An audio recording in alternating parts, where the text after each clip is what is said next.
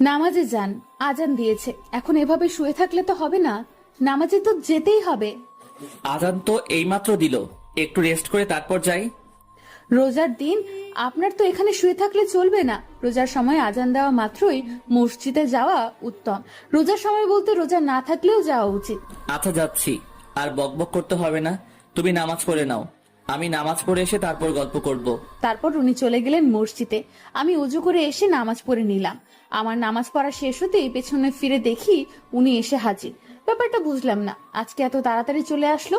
প্রতিদিন তো লেট করে আসে, কি হলো আজকে এত তাড়াতাড়ি চলে আসলেন যে? সমস্যা হয়েছে কিছু নাকি?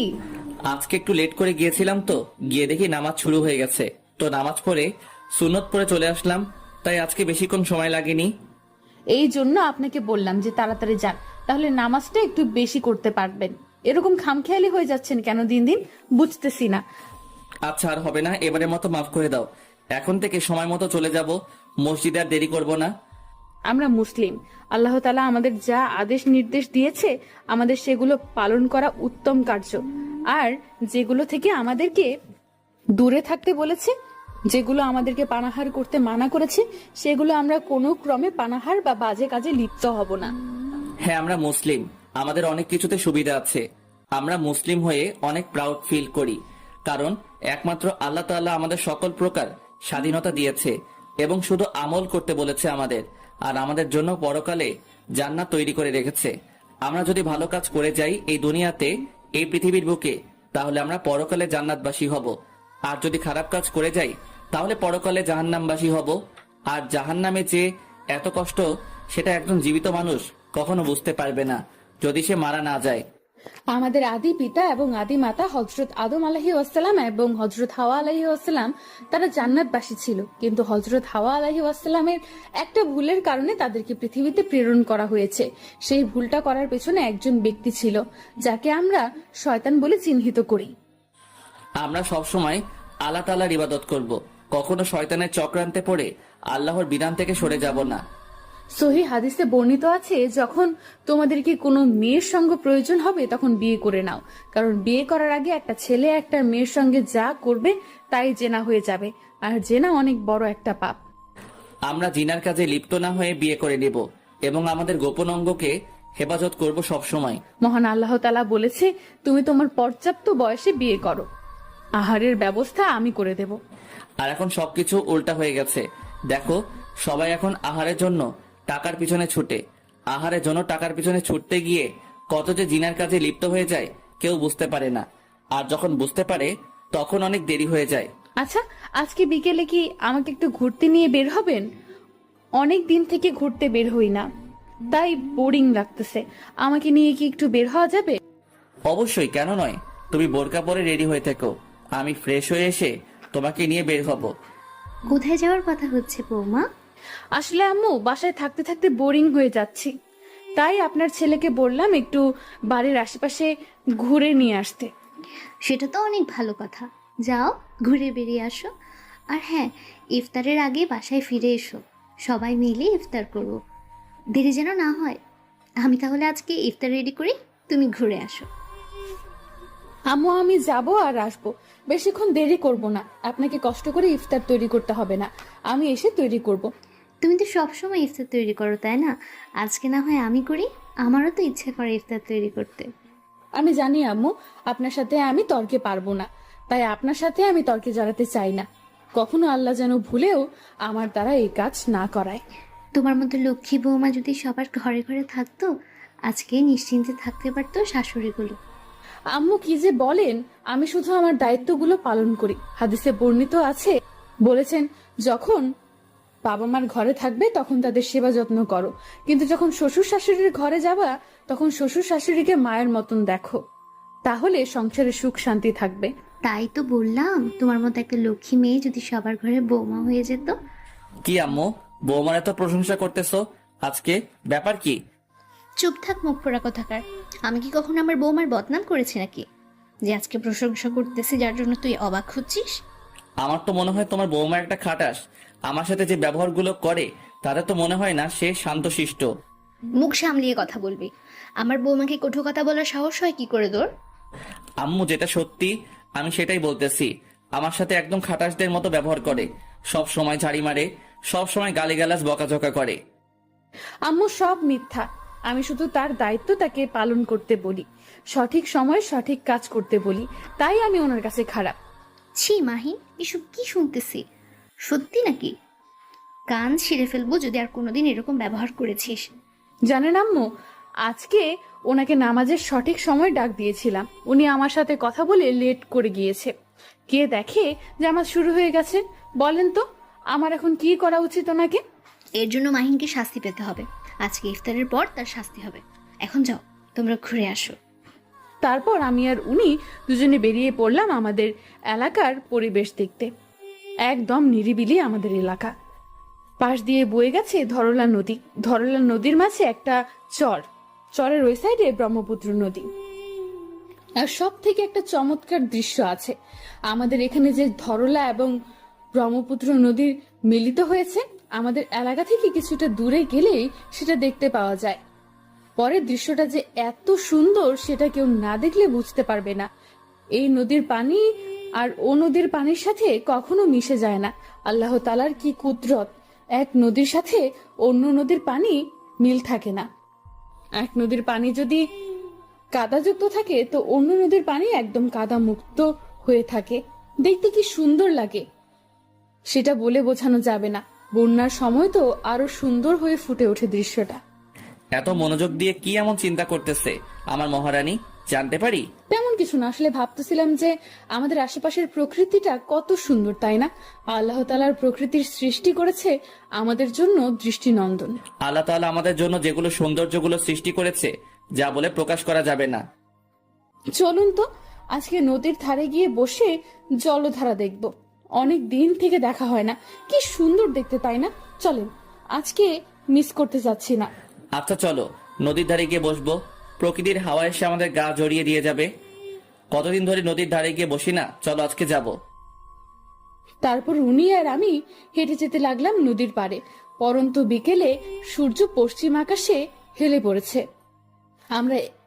আমরা একে অন্যের হাতে হাত রেখে হেঁটে চলেছি, দুজন চুপচাপ, কেউ কোনো কথা বলতেছি না, শুধু প্রকৃতির সৌন্দর্যটা উপভোগ করতেছি। আমাদের বাসা থেকে 5 থেকে 10 মিনিট হাঁটলেই ধরলা নদী পাওয়া যায়।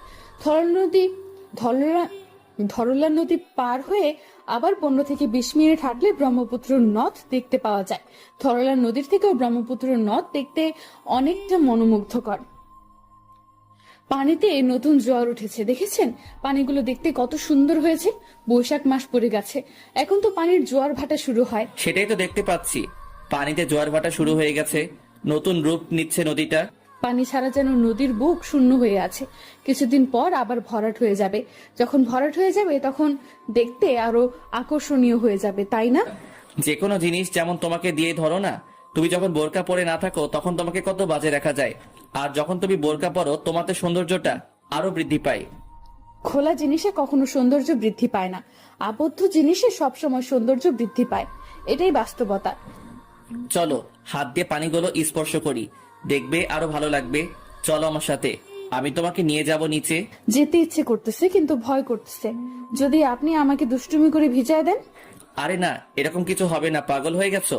তুমি রোজা, তারপর তোমাকে দেখে ক্লান্ত লাগতেছে, এরকম করা ঠিক হবে না। নিচে আসো, এমনিতেই পানিগুলো স্পর্শ করব, দেখবে যে মনের মধ্যে শান্তি বিরাজ করবে। ভরসা করো আমাকে। আপনি আমার স্বামী, আপনাকে ভরসা করব না তো কাকে ভরসা করব? আর আপনি যেটা বলেন সেটা করেন, আমি ভালো করে জানি। যেহেতু বলেছেন আমাকে নিয়ে যাবেন না, আমি আপনার উপর বিশ্বাস রাখতেই পারি, কারণ আপনি যেটা করবেন ভেবে চিন্তে করবেন। তারপর উনি আমার হাত ধরে আস্তে আস্তে নিচে নামাচ্ছেন। আমার মনে কেমন জানি একটা উন্মাদনা কাজ করতেছে। নদীর পানিও স্পর্শ করেছি, কিন্তু কখনো প্রিয় মানুষটার সাথে এভাবে হয়নি, আজকে প্রথম। তারপর দুজনেই নদীর বুকে চলে আসলাম। নদীর বুকে বলতেছি কারণ সুন্দর একটা নদীর বুকে বালুচড়া পড়েছে, যেখানে এখনো পানি হয়নি। উনি একটা ঘাটে থাকা নৌকো করে আমাকে সেখানে নিয়ে গেলেন। চারদিকের জলধারা আর মাঝখানে আমি আর উনি। প্রকৃতিটা দেখতেই অনেক সুন্দর লাগতেছে, মন চাচ্ছে যে এখান থেকে ফিরে না যাই, এখানেই থেকে যাই। সূর্যটা একদম পশ্চিম আকাশে হেলে পড়েছে, রক্তবর্ণ ধারণ করেছে পানির উপর। সূর্যের আলো পড়ে সেখান থেকে প্রতিফলিত হয়ে আমাদের চোখে পড়তেছে। দৃশ্যটা আরো মোহনীয় হয়ে উঠেছে আমাদের কাছে। এখান থেকে যেতে ইচ্ছে করতেছে না। চলো, সন্ধ্যা হতে চলেছে, আর এখানে থাকা যাবে না, এখন বাসায় ফিরে যেতে হবে। আর কিছুক্ষণ এখানে থাকি, ভালো লাগতেছে তো, কতদিন পর আসলাম, আর একটু থেকে যাই না। বুঝেছি, কিন্তু থাকা তো যাবে না। আম্মু বাসায় একা টেনশন করবে আমাদেরকে নিয়ে। চলো, পরে আরেকদিন আসবো, এখন যাই। কিছু না বলে চুপচাপ নৌকায় উঠে বসলাম। কোনো কথা বলতেছিলাম না, মুখ গোমড়া করে রইলাম। দেখলাম উনি বারবার আমার মুখের দিকে তাকাচ্ছে আর অন্যদিকে মুখ ফিরিয়ে নিচ্ছে। বুঝলাম যে ওনার মন খারাপ হয়েছে, কারণ আমার মন খারাপ দেখলে ওনার আর মন ভালো থাকে না। সেটা অনেক আগে থেকে আমি জানি। কি আর করার, সন্ধ্যা যেহেতু হয়েছে, বাসায় তো যেতে হবেই। তাই আমি নিজের মনটাকে শান্ত করতে লাগলাম। আমি জানি তোমার মন খারাপ, এখন কি করব বলো? সন্ধ্যা হয়ে যাচ্ছে, তার উপর রোজা আছি। এখন যদি বাসায় না যাই তাহলে তো আম্মু নিশ্চয়ই টেনশন করবে। তুমি তো চেনো আম্মুকে। কই, আমি তো মন খারাপ করিনি, এমনিতেই মুখ বন্ধ করে রেখেছিলাম। তাই হয়তো তুমি মনে করেছো মন খারাপ করেছি, আমি তো একদমই মন খারাপ করিনি। আমার কাছ থেকে আর লুকাতে হবে না, আমি ভালো করে চিনি তোমাকে, বুঝছো? তোমার মুখ দেখলেই বুঝতে পারি সেই ক্ষমতা আমার হয়েছে পাগলি। বাদ দাও ওসব কথা, এখন চলো বাসায় যাই। আম্মু একা কি করতেছে কে জানে, তাড়াতাড়ি চলো। দেখো, সূর্যটা একদম হেলে লাল বর্ণ ধারণ করেছে, দেখতে কত সুন্দর লাগতেছে। অর্ধেক তার তলিয়ে গেছে, আর অর্ধেক অবশিষ্ট রয়েছে। দেখতেছি তো, খুব সুন্দর মনোমুগ্ধকর একটা পরিবেশ। মনে হচ্ছে এখানেই থেকে যাই, আর এই পরিবেশটা যেন কখনোই শেষ না হয়ে যায়। এটা মহান আল্লাহ তাআলার নির্দেশেই চলবে। তুমি আমি বললে সেটা তো সম্ভব না, তাই না? সেটাই তো আল্লাহর কুদরত। আল্লাহ তাআলা যাকে যেভাবে নির্দেশ দিয়েছে তাকে সেই নির্দেশ অনুযায়ী চলতেই থাকবে কিয়ামত পর্যন্ত। হয়েছে, এখন চলো বাসায় যাই। গিয়ে ফ্রেশ হয়ে ইফতার করে নামাজ পড়ে তারপর আম্মুকে নিয়ে তিনজনে মিলে গল্প করব। চলো। তারপর দুজনে চলে আসলাম বাসায়। বাসায় এসে দেখি আম্মু রান্নাঘরে, আমিও রান্নাঘরে চলে আসলাম। কি করো আম্মু, কি বানাইতেছো এখন? দেখি, আমাকে দেখাও। কই, তেমন কিছু না, তোমাদের দুজনের ফেভারিট ডিশ তৈরি করতেছি। কি দরকার ছিল এত কষ্ট করার? না করলেই তো পারতে। তোমাকে বাসায় রেখে গেলাম যে তুমি বসে থাকবে, আর এখন দেখি তুমি রান্নার কাজে ব্যস্ত। ক্লান্ত লাগে না তোমার? ছেলে মেয়ের জন্য কখনো যদি কোনো কিছু করতে পারি, তাহলে সেখানে ক্লান্তি নামক জিনিসটা উধাও হয়ে যায়। কোনো ক্লান্তি লাগবে না আমার। তুমি যাও, ফ্রেশ হয়ে আসো, আমি এই সময়ে রান্নার কাজটা শেষ করি। আমার ফ্রেশ হতে হবে না, এখন তুমি বাইরে যাও। তোমাকে দেখে বোঝা যাচ্ছে তুমি অনেক ক্লান্ত। তুমি বাইরে যাও, বাকি কাজটুকু আমি করে নিচ্ছি। বাহ, তোমাদের দিন দিন যে পরিবর্তন দেখতে পাচ্ছি। আমি তো মাঝে মাঝে কনফিউজড হয়ে যাই, মনে হচ্ছে আমি একজন মেয়ে, আমাকে বিয়ে করে এই বাড়িতে নিয়ে এসেছে কেউ। এত জ্বালাতন কিন্তু ভালো লাগে না, বুঝেছেন? অন্যের ভালোবাসা দেখে এত জ্বলবেন না, তাহলে ভালো হবে না কিন্তু আপনার। আমি জ্বলতে চাই না, কিন্তু আমার মনে ইচ্ছে করে বারবার জ্বলতে থাকি, কারণ এই ভালোবাসা দেখে আমারও খুব ভালো লাগে। অনেক হয়েছে, এখন গিয়ে নাস্তা টেবিলে বসে পড়। আমরা দুজন ইফতার তৈরি করে টেবিলে দিচ্ছি। এখানে থেকে তোর কোনো কাজ নেই। যাচ্ছি তো। আম্মু, এত তাড়া দিচ্ছ কিসের জন্য? আমি কি তোমাদের সাহায্য করার জন্য এসেছি, নাকি আমি তো দেখতে এসেছি? অলস মানুষ এর থেকে আর কি করতে পারে? এটাই তো করতে পারে। হ্যাঁ, দেখো, খোটা মেরে কথা বলবে না বলে দিলাম। এখন কিন্তু এমনিতে অনেক ক্লান্ত লাগতেছে, খোটা দিলে ভালো হবে না। আম্মু, দেখেছো তোমার ছেলে সব সময় ঝগড়ার জন্য শুধু বাহানা খুঁজে বের করে। এটা কিন্তু ভালো না, আমি ঝগড়া করতে পারবো না এখন। আম্মু, তুমি বলো, এরকম কথা কি কারো গায়ে সহ্য হয়? তুই যাবি এখান থেকে নাকি মাইর খাবি? চলে যা এখান থেকে, আমাদেরকে আমাদের মতো কাজ করতে দে। তোকে এখানে কে আসতে বলেছে শুনি? সেটাই তো, তোমাকে এখানে কে আসতে বলেছে? আচ্ছা, তাহলে এই ব্যাপার, আমাকে কেউ পাত্তা দিচ্ছ না এখন? আচ্ছা, আমিও দেখাবো। তারপর সেখান থেকে চলে আসলাম। আসলে আমি ইচ্ছে করেই ঝগড়াটুকু করতে এসেছিলাম। মাঝে মাঝে ঝগড়া করলে নিজের মাইন্ড ফুরফুরা থাকে। ঘড়ির দিকে তাকিয়ে দেখি ইফতারের সময় হয়ে এসেছে। সামনে তাকিয়ে দেখি আমার বউ জুসের গ্লাস হাতে নিয়ে আমার সামনে উপস্থিত। আমি শুধু তার দিকে তাকিয়ে একটু চোখ দিয়ে ইশারা করলাম যে পরে খবর আছে। সে আমাকে মুখ ভেঙচি দিয়ে আবার রান্নাঘরের দিকে চলে গেল। একটু পর দেখলাম আম্মু এবং আমার বউ দুজনেই চলে আসলো। আমার বউ তার চোখ দিয়ে ইশারা করতেছে আর মুখ দিয়ে ভেঙচি কাটতেছে আমাকে রাগানোর জন্য। আমি শুধু মুচকি হাসি। তার বাচ্চামি স্বভাব দেখে দেখি কতক্ষণ করতে পারে সে এই রকম। আমিও শুধু তাকে একটু উৎসাহিত করতে লাগলাম। যেই দেখি সে কতক্ষণ এরকম করে চলতে পারে, আমি আম্মুকে একবার ইশারা করে বললাম, তার বৌমার দিকে তাকাতে। আমার বউ যখন আমাকে ভেঙচি কাটছিল সেই অবস্থায় আম্মু আমার বউয়ের দিকে তাকালো। আমার বউ আম্মুর চোখে চোখ পড়তেই দেখি থ হয়ে গেল। কি দেখতে পেলে আম্মু তুমি? বলো আমাকে, এখানে কি আমার কোনো দোষ আছে? দেখেছো বিনা দোষে তোমার লক্ষ্মী বৌমা আমার সাথে কি করে? আম্মু, আমি তো শুধু একটু মুখটা নাড়াচাড়া করতেছিলাম। আমি কি তাকে ইচ্ছে করে মুখ দেখাচ্ছি নাকি? তিনি আমার মুখের দিকে তাকাচ্ছে বিধায় দেখতে পাচ্ছে। সেটাই তো, তুই আমার বৌমার মুখের দিকে তাকিয়ে আছিস কিসের জন্য? নির্লজ্জ কোথাকার, খাবারের দিকে চোখ দে। আচ্ছা, আমি মেনে নিলাম আমার সব দোষ, তোমার বৌমার কোনো দোষ নেই, কিন্তু তার যে কি হাল হবে আজকে আমি ভাবতে পারতেছি না। এখন আজান দিচ্ছে, সবাই ইফতার শুরু করে দাও। তারপর সবাই মিলে ইফতার করে নিলাম। আমি ইচ্ছে করে ওনার দিকে তাকিয়ে মুখ ভেঙচি কেটেছি, কিন্তু কে জানে উনি আমার শাশুড়ি আম্মুকে ইশারা করে জানিয়ে দেবে। একটু হলেই তো ধরা খেয়ে যেতাম। কোনো রকমে বেঁচে গেলাম। ইফতার শেষ করে মাগরিবের নামাজ আদায় করে নিলাম। তারপর আবার রান্নাঘরে চলে আসলাম, কারণ রাতের জন্য রান্না করতে হবে। রাতের রান্না শেষ করে বেরিয়ে আসলাম। এসে তারাবির নামাজ পড়ার জন্য অজু করে আসলাম। এসে দেখি উনি এখনো বাসায়। বুঝলাম না, আজান দিয়েছে, উনি এখনো বাসায় কি করে? এখনো বাসায় যে আপনি নামাজে যাবেন না? আজান তো দিয়ে দিয়েছে। আজকে মসজিদে যেতে ইচ্ছে করতেছে না, আজকে বাসায় নামাজ পড়ি কেমন? কোনো রকম বাহানা চলবে না। মসজিদে যাবেন, নামাজ পড়বেন, তারপর চলে আসবেন। তার আগে আপনার মুখ থেকে আর কোনো কথা শুনতে চাচ্ছি না আমি। প্রতিদিন তো যাই, আজকের জন্য একটু স্যাক্রিফাইস করলে তো হয়, তাই না? আজকে একটু বাসায় পড়ি। আমি কিন্তু এক্ষুনি আম্মুকে ডাকবো, বলে দিলাম। যাবেন কি না? আরে বাবা, যাচ্ছি তো, আম্মুকে ডাকার কি আছে? আমি তো যেতে চাইছিলাম, তুমি তো। সেটা আমি ভালো করেই জানি। এখন বাহানা বাদ দিয়ে চলে যান, মসজিদে নামাজ পড়ে তারপর আসবেন। তারপর উনি মসজিদে চলে গেলেন আর আমি বাসায় নামাজ পড়ে নিলাম। নামাজ পড়ে রুম থেকে বের হয়ে দেখি আম্মু নামাজ শেষ করে তার রুম থেকে ড্রয়িং রুমে চলে আসলো। আমিও সেখানে গিয়ে বসলাম। কি অবস্থা এখন আপনার? সব ঠিক আছে তো? সুস্থ আছেন তো নাকি? হ্যাঁ, আমি একদম পুরোপুরি সুস্থ আছি। তোমার কি কোনো সমস্যা হচ্ছে? আমি মাথা নাড়িয়ে না সূচক জবাব দিলাম। এভাবে আমাদের বউ শাশুড়ির গল্প চলতেছিল। নামাজ শেষ করে এসে উনিও আমাদের দলে যোগ দিলেন। আজকে এত লেট করে বাসায় ফিরে আসলেন, ব্যাপার কি? নামাজ শেষ করেই তো আসলাম। নামাজ শেষ হয়েছে, বাসায় চলে আসলাম। সেখান থেকে আর আমি কি করব? নামাজ শেষ না হলে বাসায় আসবো কি করে আমি? তার মানে এতদিন আপনি নামাজ শেষ হওয়ার আগেই চলে এসেছিলেন, তাই তো? নামাজে গিয়েও ফাঁকিবাজি করে। দেখেছেন আম্মু আপনার ছেলের কাণ্ড? ছি মাহিন, তুই এরকম করিস? এটা ঠিক না, এটা করা একদমই উচিত না। নামাজে ফাঁকিবাজি করবি না কখনো, কথা দে আমাকে। আম্মু সত্যি বলতেছি, আমি ফাঁকিবাজি করি না, মাঝে মাঝে একটু একটু হয়ে যায়। আজকে আমাকে কথা দে আর কখনো নামাজের সাথে ফাঁকিবাজি করবি না।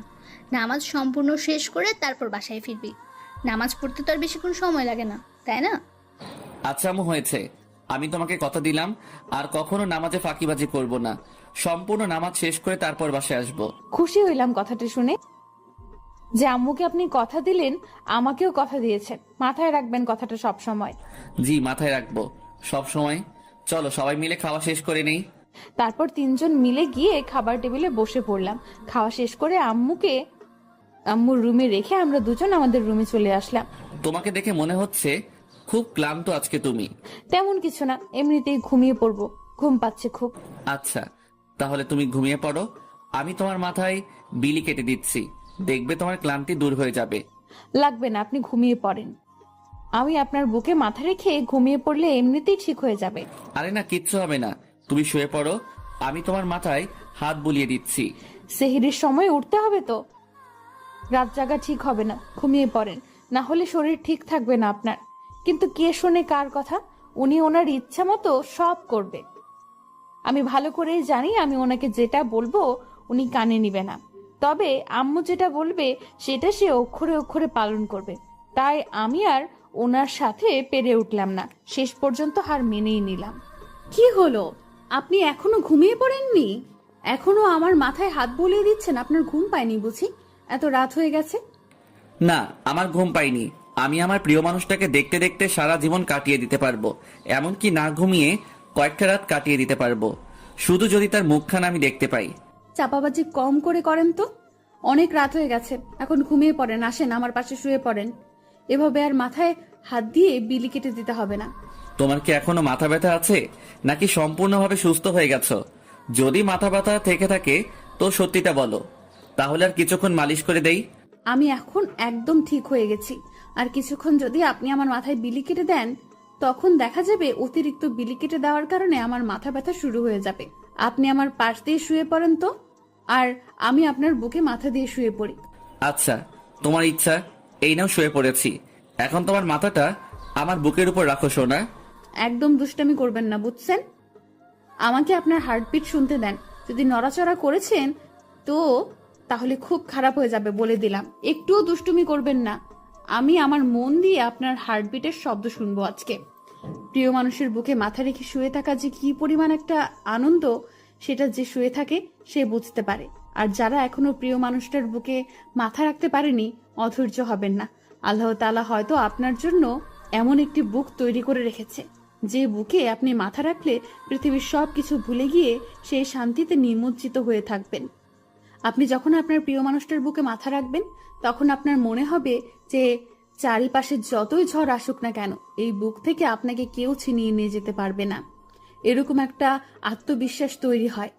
আর প্রিয় মানুষটার বুকে মাথা রাখলে মনে হয় যে পৃথিবীর সব সুখ এখানেই। কথাগুলো ভাবতে ভাবতে কখন যে ঘুমিয়ে পড়েছিলাম বুঝতেই পারিনি। যখন ভোর হলো, মসজিদে সেহরি খাওয়ার জন্য ডাক দিচ্ছে, আমার ঘুম ভেঙে গেল। চোখ খুলে তাকিয়ে দেখি আমি ওনার বুকে মাথা রেখে এখনো শুয়ে আছি, আর উনি ওনার 2 হাত দিয়ে আমাকে ওনার বুকের সাথে জড়িয়ে ধরে আছে। এই যে মিস্টার অলস, সেহরির সময় হয়ে গেছে, এইবার উঠে পড়েন, সেহরি করে নামাজ পড়ে নিন। এইভাবে কয়েকবার ওনাকে ডাক দিলাম, কিন্তু উনি কোনো সাড়া শব্দ দিচ্ছে না, কারণ ঘুমাতে অনেক রাত হয়ে গেছে আজকে আমার জন্য। ঘুমের মাঝে ওনাকে দেখতে একদম ছোট বাচ্চাদের মতো লাগতেছে, যেন কি নিষ্পাপ একটা চেহারার বাচ্চা। ঘুমিয়ে থাকলে সত্যি আমার বরটা বেশ সুন্দর লাগে, তবে দেখতে অলস অলস লাগে না, এটা বলা ভুল হবে। আমি ওনার হাত আমার পিঠের উপর রেখে সরিয়ে নিলাম। নেওয়ার পর আমি বিছানা থেকে নেমে অজু করে আসলাম। এসে ওনাকে কয়েকবার ডাকলাম, দেখলাম কোনো সাড়া দিচ্ছে না, তাই আর ডিস্টার্ব করলাম না। সেহরি খাওয়া শেষ করে নামাজ পড়ে আবার ওনার বুকে মাথা রেখে শুয়ে পড়লাম। আমি কখন যে ঘুমিয়ে পড়লাম বুঝতেই পারিনি। এইদিকে যখন আমার ঘুম ভাঙলো, দেখলাম একদম সকাল হয়ে গেছে। কি হলো, আজকে সেহরির সময় আমি টের পাইলাম না কিসের জন্য, নামাজটাও পড়তে পারলাম না। বুকের দিকে তাকিয়ে দেখি আমার পাগলি বউটা আমাকে শক্ত করে জড়িয়ে ধরে এখনো বুকে মাথা রেখে ঘুমিয়ে আছে। তাহলে কি দীপাও সেহরি করেনি? যদি দীপা নামাজ পড়তো বা সেহরি করতো তাহলে তো আমাকে নিশ্চয়ই ডাকতো, তাই না? এই যে ম্যাডাম, ঘুম হয়েছে আপনার? এখন আমার বুক থেকে দয়া করে আপনার 40 কেজি ওজনের মাথাটা তোলেন, না হয় বুকে চাপ খেয়ে আমার হাত ব্লক হয়ে যাবে। কি বলেন? আমার মাথার ওজন 40 কেজি? মাইর খাইছেন কখনো আমার হাতে? যদি এমন কথা শুনেছি আপনার মুখে, তো আপনার খবর আছে। বলে দিলাম। আজকে তুমি ফজরের নামাজ পড়েছো কিনা সেটা বলো, আর তুমি যদি পড়ে থাকো তাহলে আমাকে ডাকনি কিসের জন্য? আসলে আপনাকে কয়েকবার ডেকেছি, কিন্তু আপনি তো এতই গভীর ঘুমে বিভোর ছিলেন যে আমার ডাক আপনার ঘুম ভেঙে আপনাকে জাগ্রত করতে পারিনি। তাই আপনাকে আর ডাকিনি, কারণ আপনি অনেক রাত জেগেছিলেন। আমার জন্য আপনার খারাপ লাগতেছিল, তাই আমি আর ডাকতে পারিনি। আমি সেহরি করে নামাজ পড়ে আবার ঘুমিয়ে পড়েছিলাম। আচ্ছা, তাহলে কি আর করার, এখন উঠতে হবে। আম্মু একা একা না জানি বাহিরে কি করতেছে, চলো গিয়ে দেখি আম্মু কি করে। এই জন্য তো আপনাকে বলি সেহরি খাওয়ার পর আর ঘুমানো উচিত না, কারণ রমজান মাসে ভোর ঠান্ডা পরিবেশের সংসারের কপসু কাজ গুছিয়ে নেওয়া ভালো। তাহলে অন্তত রোজার কষ্ট কিছুটা কম হয় এবং দিনে কিছুটা সময় বিশ্রাম করা যায়। এরপর থেকে এটাই করতে হবে, সেহরি খাওয়ার পর আর ঘুমিয়ে পড়া যাবে না। নামাজ শেষ করে সংসারের কাজ গুছিয়ে নিতে হবে। আচ্ছা চলেন তাহলে এখন বাইরে যাওয়া যাক। এখানে থেকে লাভ কি? আম্মুর সাথে আড্ডা দিয়ে গিয়ে, কি বলেন? তারপর দীপা আর আমি দুজনেই রুম থেকে বের হয়ে আম্মুর রুমে গেলাম। গিয়ে দেখি আম্মু বসে বসে কোরআন তেলাওয়াত করতেছিল। তাই আর আম্মুর রুমে প্রবেশ না করে আমরা চলে আসলাম সেখান থেকে। চলো আজকে একটা কাজ করি, আম্মুকে নিয়ে ঘুরতে বের হই, কি বলো? রমজান মাসে আম্মুকে নিয়ে কোথাও ঘুরতে যাওয়া হয় নাই, তাই চলো আজ আম্মুকে নিয়ে কোথাও থেকে ঘুরে আসি। আইডিয়াটা কিন্তু মন্দ না, একদম ভালো একটা আইডিয়া। এটাই করতে হবে আজকে, কারণ আম্মুকে অনেক দিন থেকে বাইরে নিয়ে যাওয়া হয় না। আচ্ছা, আম্মুকে এটা বলবে না, আম্মুকে সারপ্রাইজ দেব। আজকে তুমি চুপচাপ সবকিছু রেডি করে রাখবে, আমি আম্মুকে ডাক দিয়ে নিয়ে যাব। আর হ্যাঁ, আজকে ইফতার তৈরি করে নিয়ে যাব। আমরা বাহিরে ইফতার করে তারপর বাসায় আসবো। হ্যাঁ, আজকে এটাই করব তাহলে। এখন আম্মুর কোরআন তেলাওয়াত শেষ হলে সেখানে গিয়ে আড্ডা দেব। এখন চলেন আমরা দুজনে আজকে বাড়িটা পরিষ্কার করি। অনেক দিন হলো বাড়িটা পরিষ্কার করি না। মাহিন, তুমি তো ভালো করেই জানো পরিষ্কার পরিচ্ছন্নতা ঈমানের একটি অঙ্গ। তাই আমাদের পরিবেশ ও নিজেদেরকে সর্বদা সবসময় পরিষ্কার পরিচ্ছন্ন থাকতে এবং রাখতে হবে। আচ্ছা চলো তাহলে বাড়িটা আজকে পরিষ্কার করা যাক, সবকিছু একদম নতুন করে গুছিয়ে রাখা যাক, কি বলো? তারপর দীপা আর আমি দুজনেই আমার রুম থেকে শুরু করলাম গোছগাছ করা। তারপর আস্তে আস্তে সব রুম পরিষ্কার করতে লাগলাম, ড্রয়িং রুম পরিষ্কার করলাম। তারপর দেখলাম যে আম্মু আমাদের দিকে আসতেছে। কি রে, তোরা দুজন কি শুরু করে দিয়েছিস আজকে বাসায়? বুঝলাম না, ভূতে কি লাগছে নাকি রাতে তোদের? না আম্মু, ভূতে কিলাবে কিসের জন্য? আসলে বাড়িটা অনেকদিন থেকে পরিষ্কার করা হয় না তো, তাই আজকে কোনো কাজ নেই, তাই বাড়িটা পরিষ্কার করতেছি। আপনি বসে বসে এখানে দেখিয়ে দিন কোথায় কোথায় কি করতে হবে, শুধু আদেশ করেন, আমরা করে দিচ্ছি সবকিছু আপনার মনের মতো করে। তোমরা যেরকম করে সাজিয়ে রাখবে সেটাই অনেক সুন্দর দেখাবে, কারণ আমি জানি আমার বৌমা কখনো অসুন্দর পছন্দ করে না।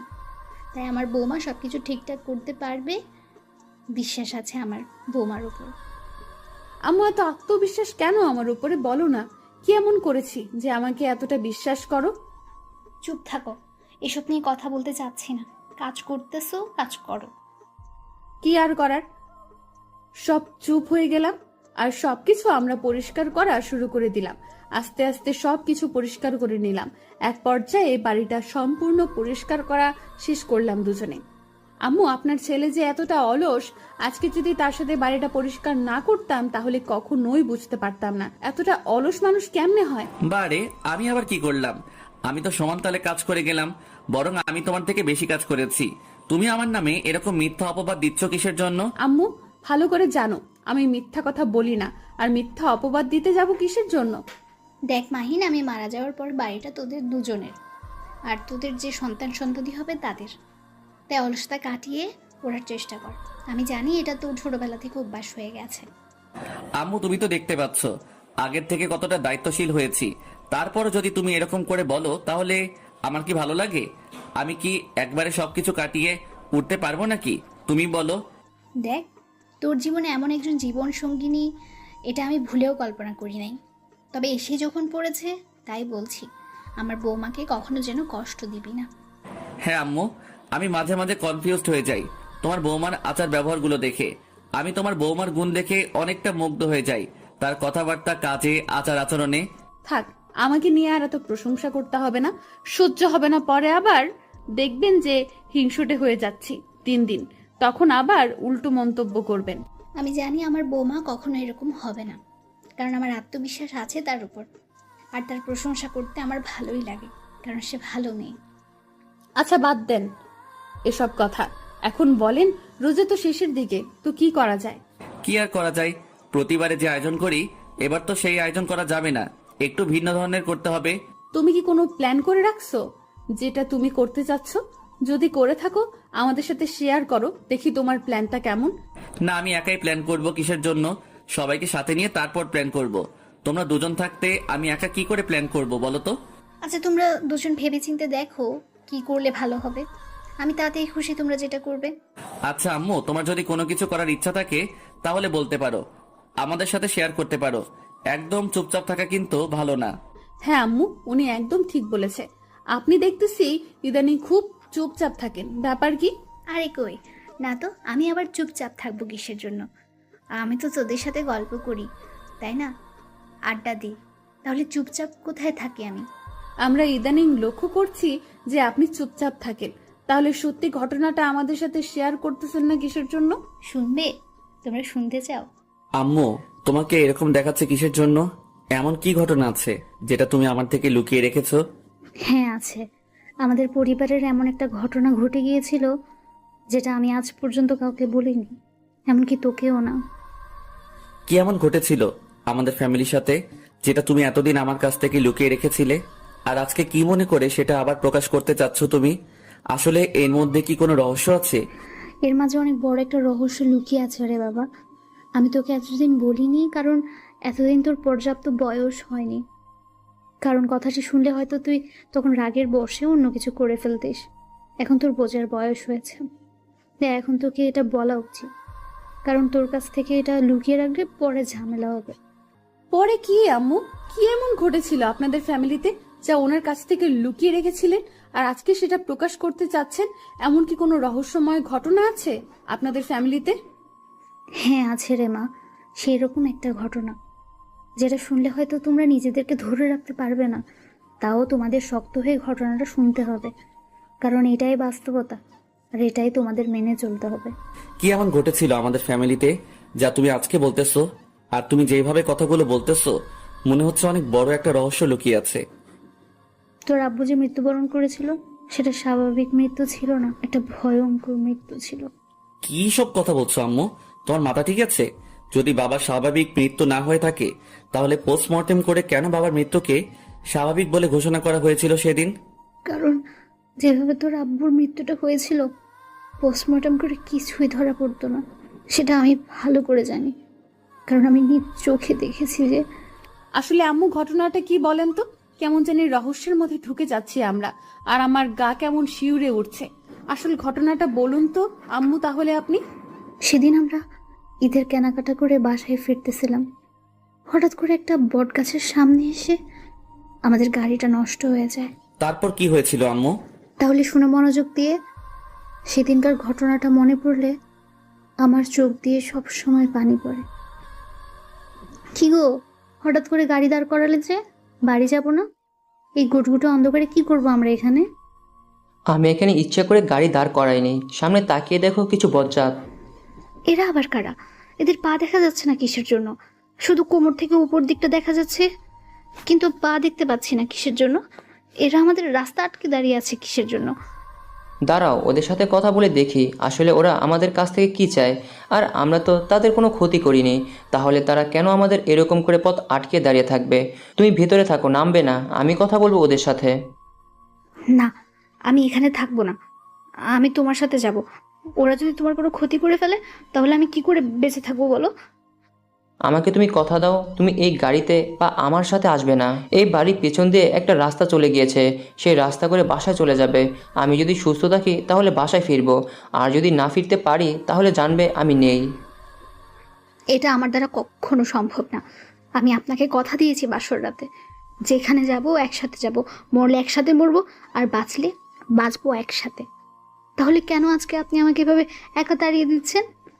কারণ তোমার পেটে আমাদের অনাগত বাচ্চা আছে, যার ভবিষ্যৎ এখনও পড়ে আছে।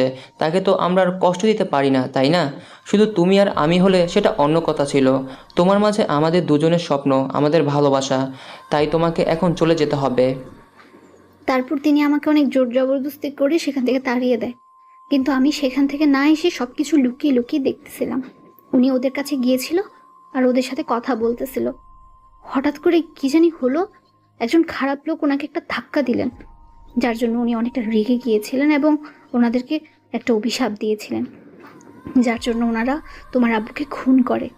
আমি নিজেও জানি না কথাগুলো কি ছিল, আমি কথাগুলো শুনতে পারিনি, কিন্তু আমার কেন জানি মাঝে মাঝে মনে হয় তারা আমাদের উপর আবার আক্রমণ করবে, যে কোনো একটা বৈরী সম্পর্ক আছে আমাদের তাদের সাথে। কি বলো আম্মু? তুমি এতদিন আমার কাছ থেকে এই কথাটা লুকিয়ে রেখেছিলে কিসের জন্য? আমার মনে হয় যে আমার পিছনে পিছনে হয়তো কেউ ফলো করে, কিন্তু আমি সেটাকে এতটা কেয়ার করিনি। কিন্তু আজকে তোমার কথা শুনে আমার এখন মনে হচ্ছে যে তাহলে সত্যি কেউ আমাকে ফলো করে। কি বলিস তুই? এতদিন আমার কাছ থেকে এই কথাটা লুকিয়ে রেখেছিলি কিসের জন্য? হঠাৎ করে যদি তোর কোনো ক্ষতি করে ফেলতো তারা, তাহলে আমি কি নিয়ে বেঁচে থাকতাম বল? তোর আব্বু আমাকে একা করে ছেড়ে চলে গিয়েছে, এখন তুই শুধু আমার বেঁচে থাকার সম্বল। আমার কাছ থেকে যদি তোকেও নিয়ে যায় তারা, তাহলে আমি কি নিয়ে বাঁচবো এই পৃথিবীতে? আম্মু এসব কি কথা বলতেছেন? আমার বিশ্বাস হচ্ছে না। এসব কি সত্যি ঘটনা? সত্যি কেমন ঘটেছিল আপনাদের সাথে? আরে পাগলি মা, এত কান্না করতে হবে না। মাহিনের একটা আলাদা শক্তি আছে যেটা আমি ছাড়া অন্য কেউ জানে না। কি বলো আম্মু? আমার একটা অলৌকিক শক্তি আছে তুমি এতদিন আমার কাছ থেকে লুকিয়ে রেখেছিলে কিসের জন্য বলো? আজকে রাত 12টার পর তোর বয়স 21 পূর্ণ হবে। আজকের পর থেকে তোর মাঝে সেই অলৌকিক শক্তি আসা শুরু হবে। কি বলেন আম্মু? এতটা ভুতুড়ে কাহিনী আপনাদের ফ্যামিলিতে আমাকে তো আগে জানানো উচিত ছিল, তাই না? আগে জানানো হলে তাহলে তুমি আমাকে বিয়ে করতে না, তাই না? এখন তোমার মন বুঝি বলতেছে কেন যে আমাকে বিয়ে করলে, আর কেনই বা এই ঝামেলার মধ্যে ফেসে গেলে, তাই তো? আমি মোটেও সেরকম মেয়ে না যে স্বামীকে ছেড়ে পালিয়ে যাব। স্বামীর বিপদের সময় বুঝছেন? আজকের পর থেকে আমি ভূত হয়ে যাব, তখন তো আমার সাথে থাকতে পারবে না। তখন কি করবে? আমি যদি তোমার ঘাড় মটকে দেই তখন? দেখুন, এরকম ভয় দেখানোর কথা বলবেন না। আমি কিন্তু একটুও ভয় পাই না ভূতের। তাই আপনি যত যাই বলুন না কেন, আমি ভয় পাবো না আপনাকে। সেটা না হয় বুঝলাম, কিন্তু এভাবে তোতলিয়ে কথা বলার কি আছে? তোমার তো হেব্বি সাহস। তাহলে দেখা যাবে রাত 12টার পর কেমন সাহস থাকে তোমার মাঝে। আহা, কি শুরু করে দিয়েছো? আমার কথা তো শেষ করতেই দিবে, তাই না? তার আগে এত বকবক শুরু করলে আমি কিন্তু এখান থেকে চলে যাব বলে দিলাম। আমি কি করেছি? সব তো আপনার ছেলের দোষ, তাই না? দেখলেন তো সে আমাকে কি করে ভয় দেখাচ্ছে। আমি ভালো করে জানি যে তুমি আমার উপর সব দোষ চাপিয়ে দিয়ে নিজে দোষমুক্ত হওয়ার চেষ্টা করবে, কিন্তু আজকে তো এটা করে লাভ হচ্ছে না। মাহিনের প্রকৃত জীবনসঙ্গী যে সে মাহিনকে কন্ট্রোল করতে পারবে। তার যে কোনো পরিস্থিতিতে এই শক্তিটা মাহিনের জীবনসঙ্গিনীর কাছে থাকবে। আমার মনে হয় এই শক্তিটা তোমার কাছেই আছে, তাই তোমাকে এত ভয় পাওয়ার কোনো কারণ নেই, কারণ তুমি যে কোনো পরিস্থিতিতে মাহিনকে কন্ট্রোল করতে পারবে। সত্যি আম্মু? তাই নাকি? তাহলে তো আপনার ছেলের 12টা বাজিয়ে ছেড়ে দেব, দেখব সে আমার কথা না শুনে কোথায় যায়, যেহেতু আমি তাকে কন্ট্রোল করতে পারবো। এটা আবার কেমন অলৌকিক শক্তি যে জীবনসঙ্গিনী যদি আমাকে কন্ট্রোল করতে পারে? এরকম ক্ষমতা আমি চাই না। তাহলে পেতনিটা আমাকে জ্বালিয়ে মেরে ফেলবে। নামাজের সময় হয়ে এসেছে, যাও গোসল করে নামাজের জন্য রেডি হও। আমিও গোসল করতে চাই, অনেক গল্প করলাম। আর এখন যা কিছু করবে ভেবে চিন্তে করবে, যেদিকে যাবে দেখে শুনে চোখ কান খোলা রেখে সেদিকে যাবে। আচ্ছা আম্মু, তাহলে আমরা গোসল করে নেই, তুমিও গোসল করে নাও। নামাজ শেষে আবার গল্প করতে বসবো।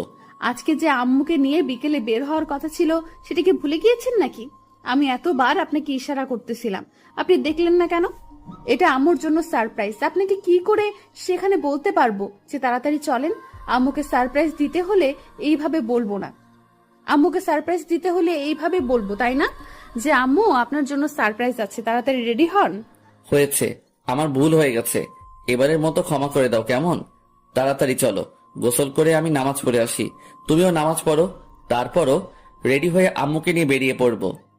এখন তো যত তাড়া দেখাতে পারেন দেখাবেন, কিন্তু একটু আগে তো আমি আপনাকে তাড়া দিয়েছি, সেটার খেয়াল করলেন না। কি জন্য?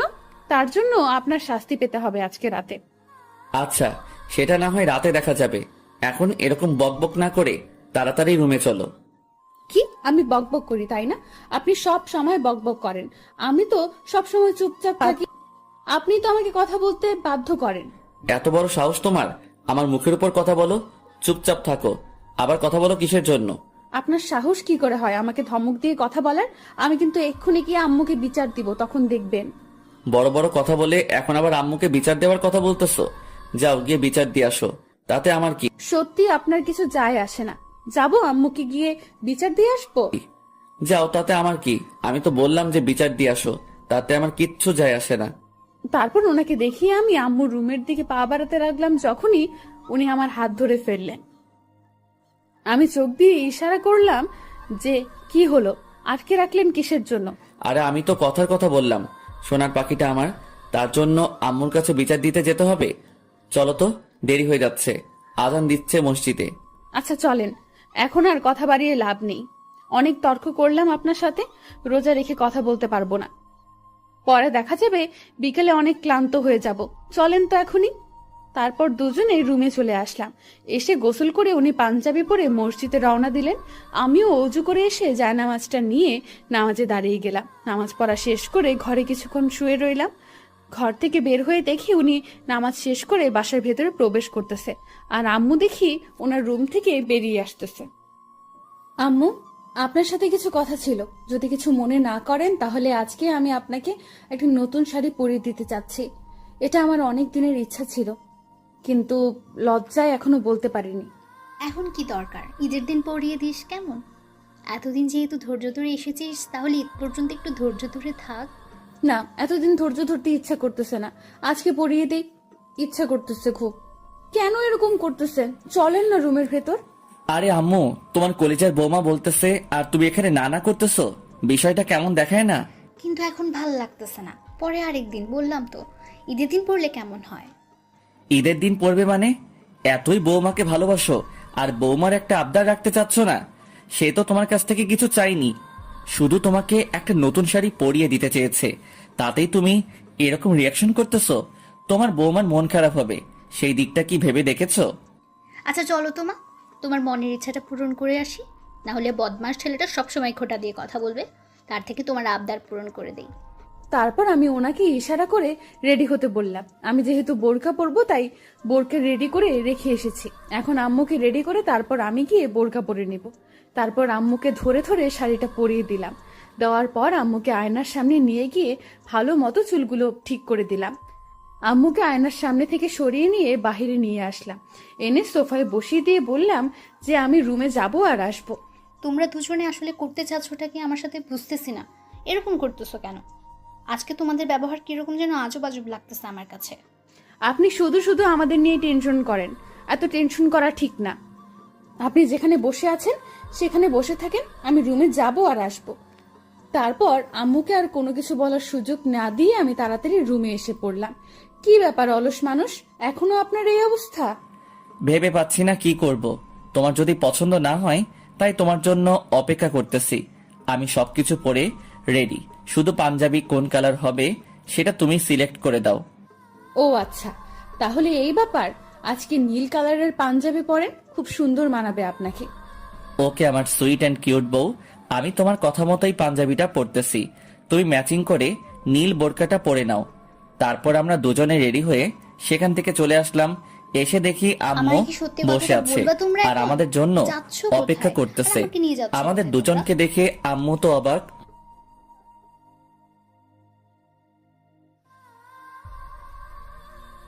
আম্মু এত কথা বলতে নেই, তুমি শুধু আমাদের সাথে আসবে, এত কথা বলার কি আছে? আমাকে বলবি তো নাকি?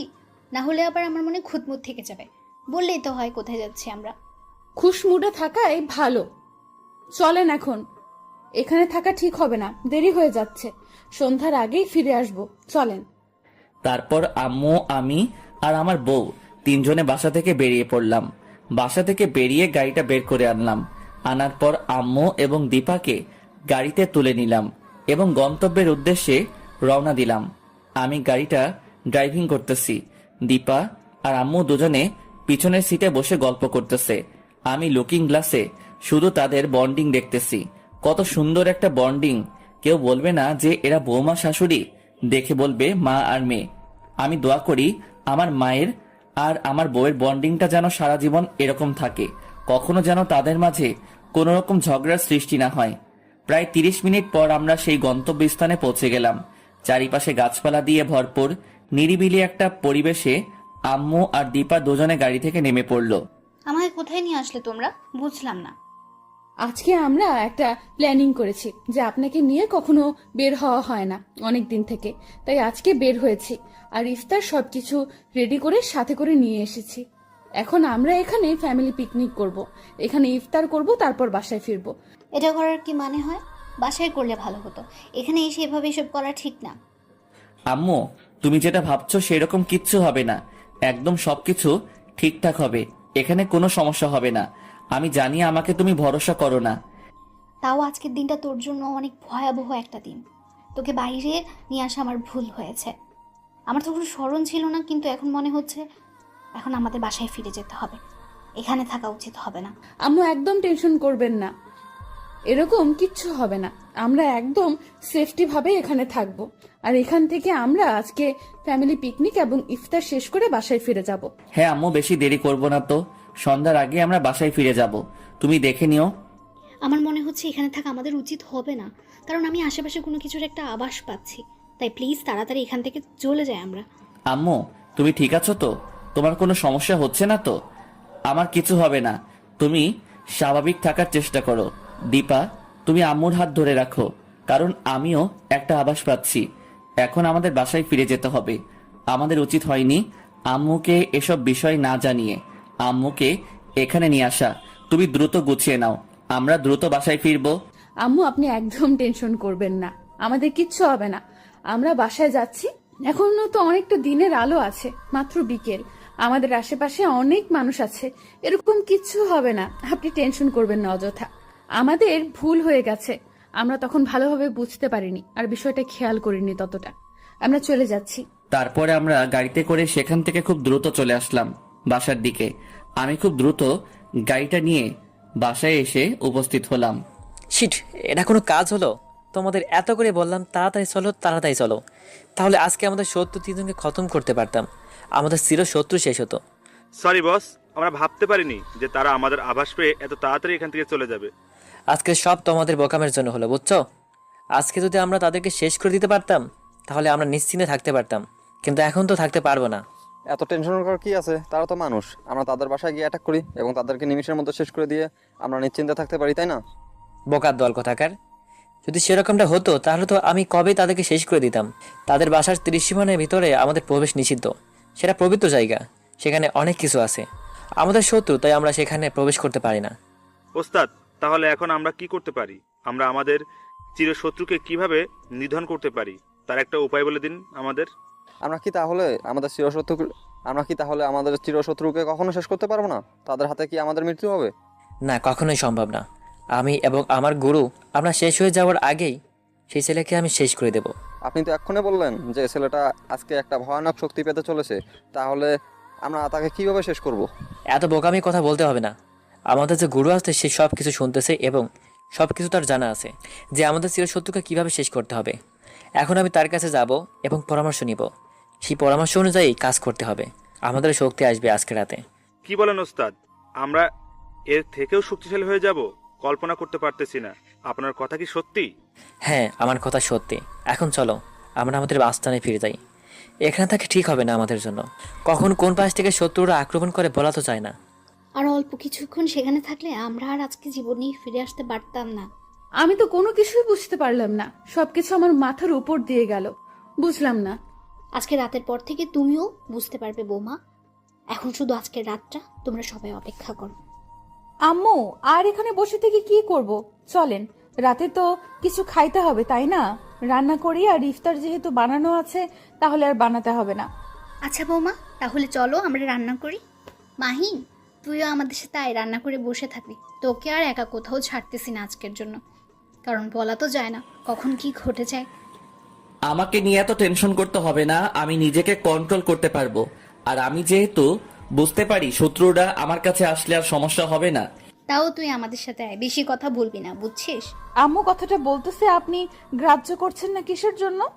আপনার সমস্যা আছে বুঝছেন, আম্মু যেটা বলে সেটা শুনলেই তো হয়। তুমি যেভাবে আমাকে বলতেছো মনে হচ্ছে আমি আম্মুর কথা শুনি না, তাই না? আমি সেরকম কোনো কিছু বলিনি, আমি শুধু বলেছি এখন আম্মু যেটা করতে বলেছে কোনো কথা না বলে আম্মুর কথা মতো চলুন, তাহলেই তো হয়। আচ্ছা হইছে, আর কথা শোনাতে হবে না আমাকে। আমি যাচ্ছি রান্নাঘরে, কিন্তু আমি রান্নাঘরে গিয়ে কি করব বুঝতেছি না। আজকে আপনাকে আমরা রান্না শিখাবো, বলা তো যায় না কখন আমি চলে যাই এই পৃথিবী থেকে। আপনাকে তো রান্না করে খেতে হবে যতদিন না অন্য একটা বিয়ে করতেছেন। কথাগুলো ঠিক মতো বলো, বুঝছো? এরকম কথা যদি আর কখনো শুনেছি তাহলে একটা মাইরও মাটিতে পড়বে না, সব পিঠে পড়বে। আম্মু দেখছো তোমার ছেলে তোমার সামনে আমাকে কিরকম হুঁশিয়ারি সংকেত দিতেছে। এর আমি বিচার চাই, বিচার চাই, বিচার চাই।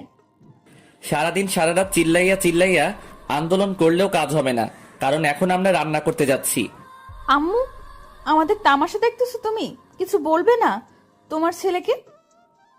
তাহলে কিন্তু আমি রান্না করতে যাব না, বলে দিলাম। আমি তোদের দুজনকে নিয়ে হাঁপিয়ে উঠেছি, কারণ তোরা যে পরিমাণ ঝগড়া করিস আমি বুঝতেছি না আমি মারা যাওয়ার পর তোরা কিভাবে সংসার করে খাবি। আম্মু আর কখনো ভুলেও এই কথা মুখে আনবে না, বলে দিলাম। আম্মু তুমি যদি আর কোনোদিন এই কথা বলেছো সেদিন আমি এই বাসা ছেড়ে চলে যাব, বলে দিলাম। জন্মগ্রহণ যেহেতু করেছি মরে তো যেতেই হবে, এটাই বাস্তবতা। আল্লাহ তাআলা আমাদের এই বিধানেই সৃষ্টি করেছেন, প্রত্যেক প্রাণীকে মৃত্যুর স্বাদ গ্রহণ করতেই হবে। হ্যাঁ মা, আমিও সেটা জানি, কিন্তু তুমি এই কথা কখনো মুখে তুলবা না। আল্লাহ তাআলা যেদিন তোমার হায়াত শেষ রেখেছে তার আগ মুহূর্ত পর্যন্ত তুমি এই কথা মুখে তুলবা না। আমিও ওনার সাথে একমত, কারণ আপনি ছাড়া এই পরিবারটা একদম শূন্য হয়ে যাবে। আর আমরা কার সাথে এত গল্প করব? আমাদের কষ্ট দিতে কি আপনার ভালো লাগে? আর কখনোই এরকম কথা মুখে আনবেন না। হয়েছে আমার লক্ষ্মী ছেলে লক্ষ্মী মেয়ে, আমি আর কখনো এই কথা মুখে তুলবো না। আর আমি চাই না আমার কথায় আমার ছেলে আর আমার মেয়েটা কষ্ট পাক। এই তো আমাদের লক্ষ্মী আম্মু, তুমি ছাড়া এই পৃথিবী আমার কাছে একদম অন্ধকার। তুমি ছাড়া আমি এই পৃথিবীর আলো দেখতে পেতাম না। তুমি আমার জন্মদাত্রী মা, তুমি ছাড়া আমি একদম নিঃস্ব। হ্যাঁ, একদম ঠিক বলেছ। যদি মা জাতি না থাকতো তাহলে আমাদের মতো সন্তান জাতি কখনোই ভূমিষ্ঠ হতে পারতো না। আচ্ছা হয়েছে, এবার চলো রাতের জন্য কিছু স্পেশাল রান্না করি। আজকে চিকেন, তার সাথে পোলাও। আর কি কি রান্না করা যায়? তাতেই চলবে আম্মু, আর কিচ্ছু লাগবে না। এখন তাড়াতাড়ি চলো, আজকে আমাকে তোমরা রান্না শিখাবে, আমি রান্না শিখতে চাই। আম্মু, এবার প্রমাণ পেলেন তো আমি মারা যাওয়ার পর আপনার ছেলে অন্য একটা বিয়ে করে আনবে? আম্মু, তোমার বৌমাকে সাবধান হতে বলো। যদি সে আরেকবার এই কথা মুখ দিয়ে উচ্চারণ করেছে তাহলে আমি কিন্তু সত্যি সত্যি তাকে ধরে পিটাবো। আরে বৌমা, এরকম করতেছো কিসের জন্য? দেখতেই তো পাচ্ছ ছেলেটা কষ্ট পাচ্ছে, তারপরেও তাকে কষ্ট দেওয়া কি উচিত হচ্ছে তোমার? ওকে আম্মু, আর বলবো না। এখন চলুন তো রান্না করে গিয়ে। কি মজা হবে, 3 জন মিলে রান্না করব আজকে। আমরা কিন্তু 3 জন থাকতে চাচ্ছি না, আমাদের পরিবারের কিন্তু সদস্য বাড়াতে হবে, তাই না? সদস্য বাড়াবো কি করে? আমরা আবার কোথা থেকে সদস্য নিয়ে আসবো শুনি? গাধার মতো কথা না বলে কিছু প্রধান চেষ্টা করো। মাথায় তো শুধু গোবর ছাড়া অন্য কিছু নেই মনে হয়। আরে আম্মু, তুমি এই সামান্য কথাতে আমাকে গাধা বানিয়ে দিলে। আমি বললাম সদস্য কোথা থেকে আনবো আমরা। আপনি চুপ করবেন? একদম চুপ মেরে থাকেন, কোনো কথা হচ্ছে না। এখন আমি রান্না করব, পরে দেখা যাবে। তুমিও তাহলে বুঝতে পেরেছো, শুধু আমি বুঝতে পারলাম না। দূর, ভালো লাগে না। এত কম বুঝি কেন আমি? আমি আর কতকাল এরকম একা বুড়ো মানুষটা ঘরে বন্দি থাকবো? আমারও তো খেলার সঙ্গী হিসেবে একজন পোতাপুতনি চাই। ও আচ্ছা, তাহলে এই ব্যাপার। সমস্যা নাই, এনে দেব। পরক্ষণে আম্মুর কথাটা বুঝতে পেরে জিভে কামড় দিয়ে বসলাম। আম্মু তাহলে এই কথাটা মিন করেছিল, আর আমি গাধার মতো না বুঝে আম্মুকে প্রশ্ন করে যাচ্ছি। আমি দীপার দিকে তাকিয়ে দেখি সে লজ্জায় লাল হয়ে নিচের দিকে তাকিয়ে আছে। আমি তো আম্মুর দিকে তাকাতে পারতেছি না, তাও আর চোখে তাকিয়ে দেখি আম্মু মিটমিট করে হাসতেছে। আম্মু চলুন তো রান্না করি, সন্ধ্যা হয়ে যাচ্ছে, ইফতারের সময় হয়ে আসবে একটু পর। দীপা লাজুক সুরে আম্মুকে কথাটা বলে রান্নাঘরের ভেতরে চলে গেল। আম্মু ও দীপার পেছনে পেছনে চলে গেল। আমিও কিছুক্ষণ সেখানে দাঁড়িয়ে থেকে তারপর রান্নাঘরে প্রবেশ করলাম। আমরা যেটা যেটা আপনাকে অর্ডার করব আপনি সেটা সেটা শুধু আমাদের হাতের কাছে এনে দেবেন, আর দেখবেন কোনটা কি পরিমাণে ব্যবহার করি। এটা উচিত না। আমি সবকিছু করব, তোমরা শুধু দেখিয়ে দেবে যে কোনটা কি পরিমাণ দেব, তাহলে তো আমার মনে থাকবে, তাই না? জি না, সেটা হচ্ছে না, কারণ আপনাকে রান্না করতে দিলে আজকে সারা রাত না খেয়ে থাকতে হবে। আমাকে এখানে আনা হয়েছে রান্না শেখানোর কথা বলে। এখন যদি রান্না না শেখানো হয় তাহলে আমি এখান থেকে চলে যাব। উফ, আপনাকে নিয়ে আর পারি না। ছোট বাচ্চাদের মতো সবসময় জেদ ধরলে কি আর পারা যায়? আচ্ছা হয়েছে, তোমাদের ঝগড়া করতে হবে না। মাহিন, তুই আমার এখানে আয়, আমি তোকে শিখিয়ে দিচ্ছি কোনটা কি পরিমাণ দিতে হবে। এই চামচ, আর এই নে মরিচের গুঁড়ো, আর এগুলো হচ্ছে হলুদ, আর এগুলো লবণ। সেটা না হয় বুঝলাম, কিন্তু একটা সমস্যা আছে। হলুদ আর মরিচের গুঁড়া কোনটাতে কি করে ফেলবো সেটাই তো ভাবতেছি। আমি ভালো করে জানি আম্মু আপনার ছেলে দ্বারাই এসব কাজ ওকে দিয়ে হবে না, তাই ওকে হেল্পারি চাকরি দেন। তুমি মাঝখানে কথা বলো কিসের জন্য? যেভাবে বলতেছো তুমি মনে হয় একদিনে রান্না করা শিখছো। তুমি তো যখন বাপের বাড়িতে ছিলে তখন তো রান্না করতে পারতে না। আম্মুই তো তোমাকে রান্না শিখিয়েছে, তাই না? আম্মু দেখছেন, আপনার সামনে আমাকে খোঁটা দিচ্ছে, আর আপনি সবকিছু চুপচাপ সহ্য করে যাচ্ছেন। আমি বুঝতেছি না আপনার মেয়ের উপর আপনার ভালোবাসা কমে যাচ্ছে কেন দিন দিন। আহারে, রান্না করতে এসেও শান্তি নাই দেখি। আজকে তোমরা টম এন্ড জেরির চেয়েও বেশি ঝামেলা শুরু করে দিয়েছো। আমার দোষ কি ছিল? তুমি তো দেখতেছো তোমার বৌমা সবসময় আমাকে কথা শোনাচ্ছে, তুমি তো চুপচাপ শুনতেছো। আর আমি যখন বলতেছি তোমার বৌমা তোমাকে বিচার দিচ্ছে। আমি আজকে কারো বিচার শুনতেছি না, শুধু দেখে যাব। আম্মু, আজকে তুমি নিরপেক্ষ হয়ে গেলে আমার অবস্থা তো শেষ হয়ে যাবে। এখন তাড়াতাড়ি রান্নাটা করতে হবে, তাই না? রান্নাটা শেষ করে তারপর তো আরো বেশ কিছু কাজ আছে হাতের, সেগুলো তো করতে হবে। আজকে তো আবার আপনার ছেলের রোগানটা থেকে শক্তি আসবে। নিজের মুখটা বন্ধ করে কাজ করতে কি সমস্যা হয় নাকি? আমাকে নিয়ে কথা না বলে চলে না? আপনাকে যে কি করব বুঝতে পারতেছি না। আপনাকে যখন কন্ট্রোল করব তখন দেখবেন বাদর নাচ নাচিয়ে ছাড়বো। আম্মু, তুমি এই মেয়েকে কখনো আমার কাছে আসতে দেবে না, বলে দিলাম এক্ষুনি। একটু পর আজান দিবে, বুঝতেছো? অজু করতে হবে, ফ্রেশ হয়ে ইফতার করতে হবে, তারপর নামাজ পড়তে হবে। তোমাদের এরকম ঝগড়া শুনতে এখন আমি মোটেও প্রস্তুত না। আমি দেখলাম আম্মু কেমন জানি আজকে বিরক্ত বোধ করতেছে।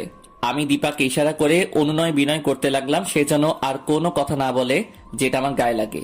দীপা ব্যাপারটা বুঝতে পারলো, তাই সে চুপ হয়ে গেল আর রান্নায় মনোযোগ দিল।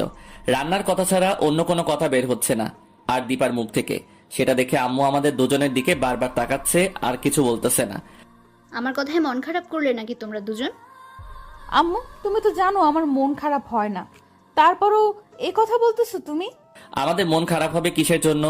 আমরা তো স্বাভাবিক আছি। তুমি কাজ করতেছো, কাজ করো, আমি দেখে যাই। দেখে যাই মানে? এতক্ষণ থেকে রান্নায় মনোযোগ দিলে তো এতক্ষণে রান্নাটা প্রায় শিখেই ফেলতি। আজকে যেটুকু শিখাইছো সেটাই অনেকদিন, আরেকদিন বাকিটুকু শিখে নেব, সেটাই যাবে, আর সমস্যা হবে না।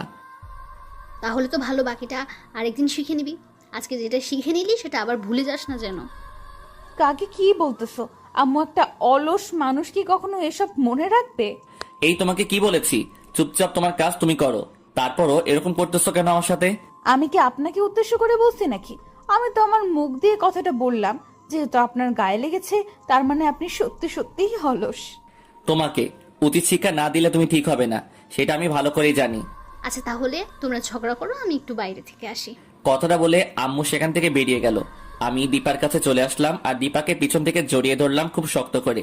এসব কি অভদ্রতামি করতেছেন? আম্মু চলে আসবে যে কোনো সময়। ছাড়েন বলতেছি, ছাড়েন। এরপর থেকে যদি তুমি আমার সাথে আর একবার নিজে থেকে ঝগড়া করতে এসেছো, তাহলে তোমাকে যে কি করব সেটা পরে দেখা যাবে। আপনি আমার কচু করবেন, কচু কচু। ভাগেন এখান থেকে, আম্মু চলে এসেছে। আম্মুর কথা শুনে আমি দীপাকে ছেড়ে দিয়ে দৌড়ে অন্য সাইডে চলে আসলাম। আশেপাশে তাকিয়ে দেখলাম আম্মু এখনো আসেনি, তাই আমি দীপার কাছে আবার যেতে লাগলাম। আমাকে তো ভালোই বোকা বানাতে পারো মিথ্যা কথা বলে। মিথ্যা কথা বলতেছো রোজা ধরে, এটা কিন্তু ঠিক না। আপনি যখন তখন আমাকে জড়িয়ে ধরবেন, যদি আম্মু দেখে ফেলে তখন তো আমার একটা লজ্জার ব্যাপার আছে। এমনিতেই তখন আম্মুকে কি একটা লজ্জায় ফেলে দিয়েছিল বোকার মতো আপনার প্রশ্ন করার জন্য। আর এখন এসব কি করতেছে? সব সময় কি এসব করার সময় নাকি? আমি তো আর পরকিয়া করতেছি না, আমি তো বিয়ে করা বউকে জড়িয়ে ধরে আছি। আম্মু দেখবে, দেখে চলে যাবে, একটু লজ্জা লজ্জা ভাব নিয়ে, বা আমাদের লজ্জা দিয়ে ভিতরে চলে আসবে, সেটা কোনো ব্যাপার হইলো? আম্মু তো অন্য কেউ তো না। আমি অনেক নির্লজ্জ মানুষ দেখেছি, অনেক বেহায় মানুষ দেখেছি, কিন্তু আপনার মতো নির্লজ্জ বেহায় মানুষ আজকে প্রথম দেখতেছি। প্রতিটা বউয়ের কাছে প্রতিটা স্বামীর নির্লজ্জ হয়, না হলে এত ভালোবাসা পাবে কোথা থেকে বউরা? অনেক হয়েছে চাপাবাজি করা, চাপাবাজি করতে হবে না। এখন আমার হাতের কাজগুলো করতে দেন, না হলে কিন্তু এই যে গরম খুন্তি সেকে দেব। এখনো তোমরা দুজন ঝগড়া করতেছো? আচ্ছা রান্নাটা কি শেষ হয়েছে নাকি ঝগড়া করতেছো দুজনে? আমি কিন্তু রান্না করতেছিলাম, আপনার সালাম কা দুসরা করতেছিলাম। আপনার ছেলেকে বাইরে পাঠিয়ে দেন, আমি রান্নাটা শেষ করতে পারবো তাহলে তাড়াতাড়ি। সত্যি আম্মু, আমি বাইরে চলে যাব এক্ষুনি। তোকে রুমে যেতে হবে না, তুই আমার কাছে আয়, আমি কি কি রান্না করি সেগুলো শেখার চেষ্টা কর। ভবিষ্যতে কাজে লাগবে যখন বৌমা প্রেগনেন্ট হবে। আর আমি যখন না থাকি, বলা তো যায় না ভবিষ্যতের কথা। আম্মু এখন কিন্তু আমি সত্যি সত্যি এখান থেকে চলে যাব, তোমাকে বলছি না এসব কথা আর বলো না। তারপর তুমি এসব কথা বলো কিসের জন্য? আম্মু, আপনি কি সত্যি সবসময় আমাদের কষ্ট দেওয়ার জন্য কথা বলেন? এসব কি বলতেছেন বারবার? আমাদের কষ্ট হয় না বুঝি? আচ্ছা হয়েছে, আর বলবো না, আমার মনে ছিল না, এবার কানে ধরতেছি, আর বলবো না। আম্মু আছে, তোমাকে আর কানে ধরতে হবে না। তুমি কানে ধরা মানে আমাদের লজ্জায় ফেলে দেওয়া। আচ্ছা রান্না প্রায় শেষ, এবার যা রুমে গিয়ে ফ্রেশ হয়ে আয় তাড়াতাড়ি। আমিও যাই তাহলে। উনি তো আবার একা, যদি যায় রুমে তাহলে যদি কোনো সমস্যা হয় আমি ওর সাথে যাই। আচ্ছা তোমার যদি রান্না শেষ হয়ে থাকে তাহলে তুমিও মাহিনীর সাথে যাও। আমার অল্প একটু কাজ আছে, 2 মিনিট লাগবে, আমি শেষ করে তারপর সবকিছু নিয়ে বেরিয়ে আসতেছি। তোমরা দুজন ফ্রেশ হয়ে আসো। তারপর আমি আর দীপা দুজনে রান্নাঘর থেকে বেরিয়ে আমাদের রুমে চলে আসলাম। আমি রুমে এসে বিছানায় বসে পড়লাম। অনেকক্ষণ দাঁড়িয়েছিলাম, কোমরটা কেমন জানি ব্যথা হয়ে গেছে, তাই বসে পড়লাম। দেখি দীপা আমার দিকে রাগী লোক নিয়ে তাকিয়ে আছে। বুঝলাম না এত প্যারা দিলে কি ভালো লাগে। এই জন্য মনে হয় মনীষীরা বলেছেন বিয়ে করার আগে 10 বার ভাবা উচিত। আমরা এখনকার ছেলেগুলো তো বিয়ে করার জন্য পাগল হয়ে যাই। ভাইরে ভাই, বিয়ের পর যে কি একটা প্যারা সেটা বিয়ে করার পর বুঝতে পারবো। এখন বললে হয়তো বলবা যে আমি খারাপ। প্রথম প্রথম অনেক মজা পাবা, শ্বশুর বাড়ি যাবা, নতুন নতুন শালি, কাদের সাথে আড্ডা দিব, তারপর এখানে ওইখানে যাওয়া, সবকিছু মিলে অনেক মজায় থাকবা। কিন্তু যখন সংসারটা শুরু করবা তখন বুঝবা যে মাসের কয়দিন যায় আর কিভাবে যায়, আর বউয়ের প্যারা কত প্রকার। একা একাই বিড়বিড় করছেন, শুনি আমাকে কিছু না বলে। আমি আমার পাঠকদের উদ্দেশ্যে কিছু কথা বললাম, তাদেরকে একটু উপদেশ দিলাম। তোমাকে শুনতে হবে না এসব কথা, এসব কথা তোমাকে শোনা যাবে না। কি এমন গোপন কথা বললেন তাদের যে আমাকে বলা যাবে না? বুঝলাম না, এত গোপন কথা থাকতে পারে আপনার? তাও আবার পাঠকদের সাথে। আম্মু রান্নাঘরে একা, তাড়াতাড়ি ফ্রেশ হয়ে আসো, তারপর আমি ফ্রেশ হব। ও তাই তো, আমার মনে ছিল না। আপনার অবস্থা দেখে তো আমি ভেবেছিলাম যে আপনাকে এখন পিটাতে হবে, না হলে আপনি তো আবার বিছানা থেকে উঠবেন না। আচ্ছা, তুমি দিন দিন এরকম হয়ে যাচ্ছ কিসের জন্য আমি বুঝতেছি না। তুমি আগে আমাকে অনেক সম্মান করতে, কিন্তু এখন তো সম্মান তো দূরের কথা, সবসময় পিটানোর জন্য প্রস্তুত থাকো। স্বামীকে মাঝে মাঝে শাসন করা লাগে, শোষণ করা লাগে, বুঝছেন? আবার আদরও করা লাগে, সম্মান দেওয়া লাগে, সবকিছু মিলিয়ে ভালোবাসাটা পরিপূর্ণতা পায়। আমাকে আদর করা তো দূরের কথা, সবসময় তো পিটানোর জন্য তুমি প্রস্তুত থাকো। আমি ইদানিং লক্ষ্য করতেছি তো, এটা কিন্তু ভালো স্বভাব না। আচ্ছা হয়েছে, আমার ভুল হয়েছে, আমায় মাফ করে দিবেন। এখন আমি ফ্রেশ হতে যাচ্ছি, আপনার কথা শুনতে চাচ্ছি না। আর নামাজ পড়তে হবে, ইফতার করতে হবে। আচ্ছা যাও, এমনিতে আজকে রাতে যে কি হতে চলেছে সেটা নিজেও জানি না, কেন যে আমাদের জীবনে এরকম একটা কালো অধ্যায় রয়ে গেছে, এখন খুব টেনশন হচ্ছে। এসব নিয়ে টেনশন করতে হবে না, আল্লাহ তাআলা আমাদের কপালে যেটা লিখে রেখেছেন সেটাই হবে, এর থেকে বেশি কিছু হবে না বা কম হবে না। আল্লাহ ভরসা, আল্লাহ যেটা করবে মঙ্গলের জন্য করবে, অমঙ্গলের জন্য কখনো আল্লাহ কোনো কিছু করবে না বান্দার জন্য। কখনো নিরাশ হবেন না, আল্লাহর উপর সবসময় ভরসা রাখবেন, দেখবেন সে সব কিছুতে সফলতা আসবেই ইনশাল্লাহ। ধৈর্যের ফল সবসময় মিষ্টি হয়, বাস্তবতা এটাই। আর তুমি যতই ধৈর্য ধরবে, আল্লাহ তাআলা তোমার উপর ততই সন্তুষ্ট হবে। আল্লাহ তাআলা সব বিপদ থেকে আমাদের মুক্ত করবে ইনশাআল্লাহ। আল্লাহ তাআলার উপর আমাদের পূর্ণাঙ্গ ভরসা আছে। আজকে আম্মু একা একা কত কষ্ট করতেছে, তখন কি একটা ভয় পেয়েছিল, আর এখন একা একা কষ্ট করতেছে, আর আমার রুমে এসে গল্প করতেছি, এটা ঠিক না। আম্মুকে কষ্ট দিচ্ছি আমরা। আচ্ছা চলেন তাহলে দুজন একসাথে ওযু করে আম্মুর কাছে চলে যাই, তখন আম্মুর ভালো লাগবে। তারপর আমি আর উনি দুজনে একসাথে ওযু করলাম, ওযু করে রুম হয়ে রান্নাঘরে উকি মারলাম। উকি মেরে দেখি আম্মু এখনো নেই, তাই ওনার রুমে উকি মারলাম। উকি মেরে দেখি উনি রুম থেকে বেরিয়ে আসতেছে। তোমাদের দুজনে দেরি হচ্ছে দেখে আমি রান্নাটা শেষ করে সবকিছু টেবিলে সাজিয়ে রেখে রুমে এসে অজু করে নিলাম। তোমাদের কোনো সমস্যা হয়নি তো আবার? আপনি প্লিজ মাফ করে দিয়েন, আমাদের একটু সমস্যা হয়নি, কিন্তু উনি একটু ক্লান্ত ছিল তাই বসে পড়েছিলাম। ওনার সাথে একটু কথা বলতে দেরি হয়ে গেছে, কিছু মনে নেবেন না আবার। ধুর পাগলি মেয়ে কোথাকার, আমি আবার কি মনে করব? তোমরা একটু রেস্ট করতে গিয়েছিলে, আর তার জন্য যদি আমি তোমাকে খোঁচা মেরে কথা বলি, তাহলে তুমি তো আমাকে আর সহ্য করতে পারবে না, তাই না? আম্মু সত্যি বলতেছি, আর কখনো এরকম হবে না, তাও আমার উপর মন ভারী করে থাকবেন না। পাগল মেয়ে কোথাকার, চলো আজান দেওয়ার সময় হয়ে এসেছে, আর 1 থেকে 2 মিনিটের মধ্যে আজান দেবে, আমরা গিয়ে তার সামনে বসে পড়ি। তারপর আম্মু আমি দুজনেই একসাথে রুম থেকে বেরিয়ে আসলাম। এসে দেখি উনি ইফতার সামনে নিয়ে বসে আছে, আমরাও সেখানে গিয়ে বসে পড়লাম। আমি আর আম্মু একসাথে বসে পড়লাম কারণের অন্য সাইডে। একটু পরে আজান দেওয়া শুরু করে দিল, তাই আমরা সবাই ইফতার করতে লাগলাম। ইফতার করা শেষ করে সবাই নামাজ পড়তে চলে আসলাম। নামাজ পড়া শেষ করে আমি ওনার জন্য দোয়া পড়লাম, যাতে করে ওনার জন্য কোনো ক্ষতি না হয়। প্রাণের চেয়ে প্রিয় স্বামী, তার জন্য দোয়া না করতে তো মন আর ঠিক থাকে না, কারণ তার তো মঙ্গল কামনা করা আমার উচিত। তিনি তো আমার সারা জীবনের সঙ্গী, 1 বা 2 দিনের সঙ্গী না। ওনার যদি কোনো ক্ষতি হয়ে যায়, আমি তো নিজেকে কখনোই ক্ষমা করতে পারবো না, কারণ এরকম একটা জীবন সঙ্গী পাওয়া ভাগ্যের ব্যাপার। আমি যে তাকে এত জ্বালাতন করি, এত কাহিনী করি, তিনি সবকিছু মুখ বুজে সহ্য করে নেয়, আমার সাথে তেমন খারাপ ব্যবহার করে না, আর সব কিছু আমাকে বুঝিয়ে বলে, কোনো কিছু রাগান্বিত ভাবে বলে না। এটা যে একটা বড় পাওয়া, সেটা একটা মেয়ে বোঝে। আমি নামাজ শেষ করে উঠে দাঁড়িয়ে দেখি উনি বিছানায় শুয়ে আছেন। আজকে অবশ্য তিনি মসজিদে যায় নাই, আম্মু যেতে দেয় নাই, বাসায় নামাজ পড়েছে। আপনার কি কোনো প্রকার সমস্যা হচ্ছে? না তো, আমার কোনো সমস্যা হচ্ছে না, হয় একদম ঠিক আছি। তোমাকে দেখে ক্লান্ত লাগতেছে, তুমি এসে শুয়ে পড়ো। আমি একদম ঠিক আছি, আমাকে নিয়ে টেনশন করতে হবে না আপনার। আপনি শুধু বলবেন আপনার যদি কোনো সমস্যা দেখা দেয়। আম্মু তো বলেছিল রাত 12টার পর সেটা নাকি দেখা দেবে। এখন তো মাত্র সন্ধ্যা পার হইল, এখন অনেক সময় বাকি আছে, দেখা যাক। তাও সবসময় সাবধানতা অবলম্বন করলে আল্লাহর রহমতে কোনো কিছু সমস্যা হবে না। হ্যাঁ, এটা একদম ঠিক বলেছো, সাবধানতা অবলম্বন করতে হবে। কেন যে আমাদের জীবনটা এরকম হয়ে গেল, কেন আমরা স্বাভাবিক মানুষের মতো বাঁচতে পারবো না? এসব নিয়ে একদম টেনশন করো না, আল্লাহর রহমতে সবকিছু ঠিক হয়ে যাবে। আল্লাহর উপর ভরসা রাখুন সব সময়, একদম ভেঙে পড়বেন না, আল্লাহর উপর আস্থা রাখুন। আমার মাথায় কিছুক্ষণ হাত বুলিয়ে দাও তো, কেমন যদি মাথাটা ভারী ভারী হয়ে যাচ্ছে।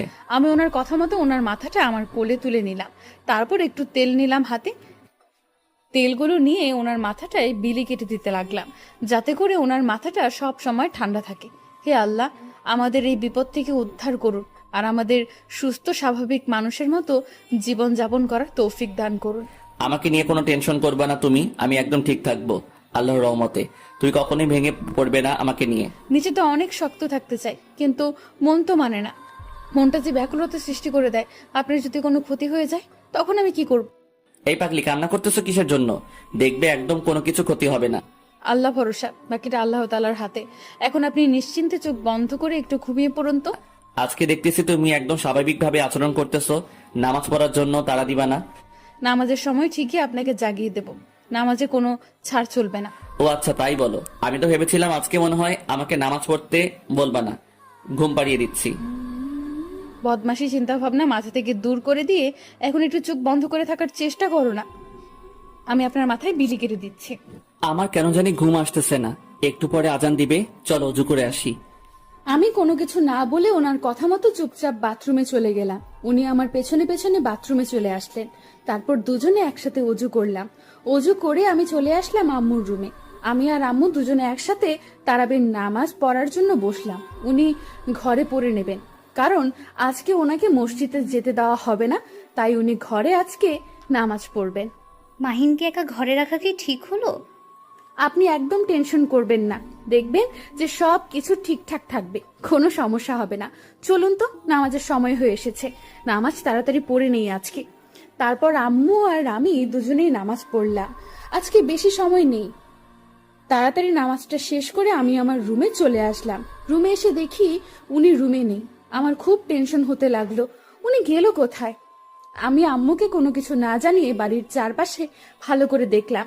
দেখি উনি কোথাও নেই, এমনকি ছাদেও নেই। ছাদে গিয়ে দেখি উনি ছাদে গেছে নাকি। ছাদে গিয়ে দেখি উনি ছাতার গ্রিল ধরে দাঁড়িয়ে আছেন। আমার দেহে যেন প্রাণ ফিরে আসলো। কিন্তু উনি করতে চাচ্ছেটা কি? ছাদ থেকে লাফ দিতে চাচ্ছে মনে হয়। আমি ওনাকে ডাকলাম না, কোনো সারা শব্দ করলাম না। তাড়াতাড়ি গিয়ে ওনাকে পেছন থেকে জড়িয়ে ধরলাম। দেখলাম যে উনি আমাকে ধাক্কা দেওয়ার চেষ্টা করতেছে। আমি ওনার মুখের দিকে তাকিয়ে অবাক হয়ে গেলাম। ওনার মুখের একই হাল হয়েছে, ওনার চোখ মুখের অবস্থা চেঞ্জ হয়ে গেছে। আপনি ঠিক আছেন তো? আপনাকে এরকম দেখাচ্ছে কিসের জন্য? আপনি স্থির হয়ে একটু দাঁড়িয়ে থাকেন। একদম নড়াচড়া করতেছেন কিসের জন্য? এরকম নড়াচড়া করতেছেন কিসের জন্য? আর আপনি এখান থেকে লাফ দিতে যাচ্ছেন কেন? আমি মনে হয় কোনো কথা বলতেছি না। উনি যে ভাব ধরে আছে, উনি শুধু আমাকে ধাক্কা দেওয়ায় ওনার থেকে সরিয়ে দেওয়ার চেষ্টা করছে, কিন্তু আমি ওনাকে শক্ত করে জড়িয়ে ধরে রইলাম। কি করব ভেবে পাচ্ছি না। আসলে ওনার এখন কি হয়েছে? তার মানে কি কোনো এফেক্ট পড়েছে ওনার উপর? এখন আমাকে সামলিয়ে নিতে হবে। দেখেন, এরকম কোনো কাজ করার চেষ্টা করবেন না, তাহলে ভালো হবে না বলে দিচ্ছি। তাহলে কিন্তু আমি আপনাকে সারা জীবন জ্বালিয়ে মারবো। চুপচাপ আমার সাথে চলে আসেন, না হলে কিন্তু আপনার অবস্থা আমি শেষ করে ফেলবো। তুই আমার কোনো কিছু করতে পারবি না, আমাকে ছেড়ে দে, না হলে আমি তোকে খুন করে ফেলবো। ওনার মুখ থেকে তুই শুনে আমি শিওর হলাম যে উনি এখন আর সেন্সে নেই, কারণ উনি আমাকে কখনো ভুল করেও তুই বলেনি। আজ প্রথম তুই বললেন। ওনার উপর অন্য কেউ ভর করে আছেন। আমাকে ঠিক থাকতে হবে। আমি আমার জীবন থাকতে আমার স্বামীর কোনো ক্ষতি হতে দেব না। তুই যতই চেষ্টা করিস আমার স্বামীর কোনো ক্ষতি করার, কিন্তু আমি কোনো ক্ষতি হতে দেব না তার। ভালো ভালো বলতেছি, আমাকে ছেড়ে দে, না হলে কিন্তু তুই বাঁচতে পারবি না। তুই এর মাঝে জড়িয়ে যাস না, তোকে ভালোই ভালো ছেড়ে দিচ্ছি।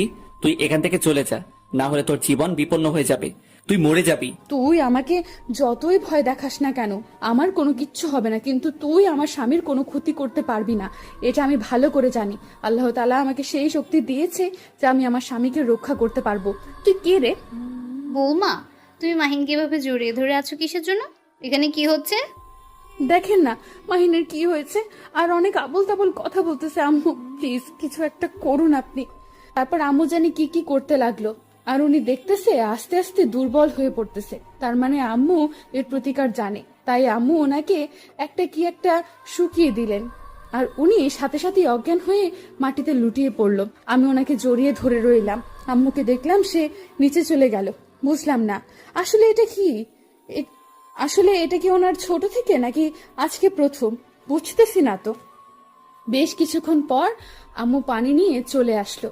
উপরে এসে ওনার উপরে পানি মারলো। কিছুক্ষণ পর ওনার জ্ঞান ফিরে আসলো, আর উনি ওনার এই অবস্থা দেখে কিছুটা অবাক হয়ে গেল। আমি এখানে কেন আর কিভাবে আসলাম? আমার কি হাল করেছো তোমরা? চুপ থাকেন। আমরা আপনার এই হাল করব কিসের জন্য? আপনি নিজেই এর জন্য দায়ী। চালের নিচে চলেন, এখানে থাকা যাবে না। আমার হয়েছেটা কি বলবা তো? এরকম ঝাড়ি মারতেছো কিসের জন্য শুনি? তোমাদের ঝগড়া আর যে কতকাল শুনতে হবে আমাকে। এখন নিচে আয়, তারপর তোদের ঝগড়া শুনবো। এখন নিচে আয়। তারপর আম্মু রাগান্বিত স্বরে বলে নিচে চলে গেল। আমরা আম্মুর পেছনে পেছনে নিচে চলে আসলাম। আরেক মুহূর্ত সেখানে দেরি করলাম না, কিন্তু এসে দেখলাম আম্মু মুখ গম্ভীর করে এখানে বসে রইল। আমরা দুজন আম্মুর পাশে গিয়ে বসে পড়লাম, দেখি আম্মুর রাগ ভাঙাতে পারি কিনা। আসলে আম্মু সরি, আমার আর এরকম হবে না। আমি আর তোমার বৌমার সাথে, তোমার লক্ষ্মী মেয়ের সাথে আর কখনো ঝগড়া করব না। আম্মু, আমি আর ঝগড়া করতে পারবো না, প্লিজ ক্ষমা করে দাও। এরকম মুখ গোমরা করে থাকবেন না, না হলে আমাদের ভালো লাগে না। আমার খেলার সঙ্গী দরকার। তোমরা আমাকে কবে আমার খেলার সঙ্গী এনে দেবে তাই বলো। আমি এই বিষয়ে কিচ্ছু জানি না, আপনার ছেলে সবকিছু জানে। আমাকে এই বিষয়ে পাঠিয়ে দিবেন না আম্মু। এখন আমি আপনি হয়ে গেলাম, তাই না? এখন আপনি হয়ে গেলাম।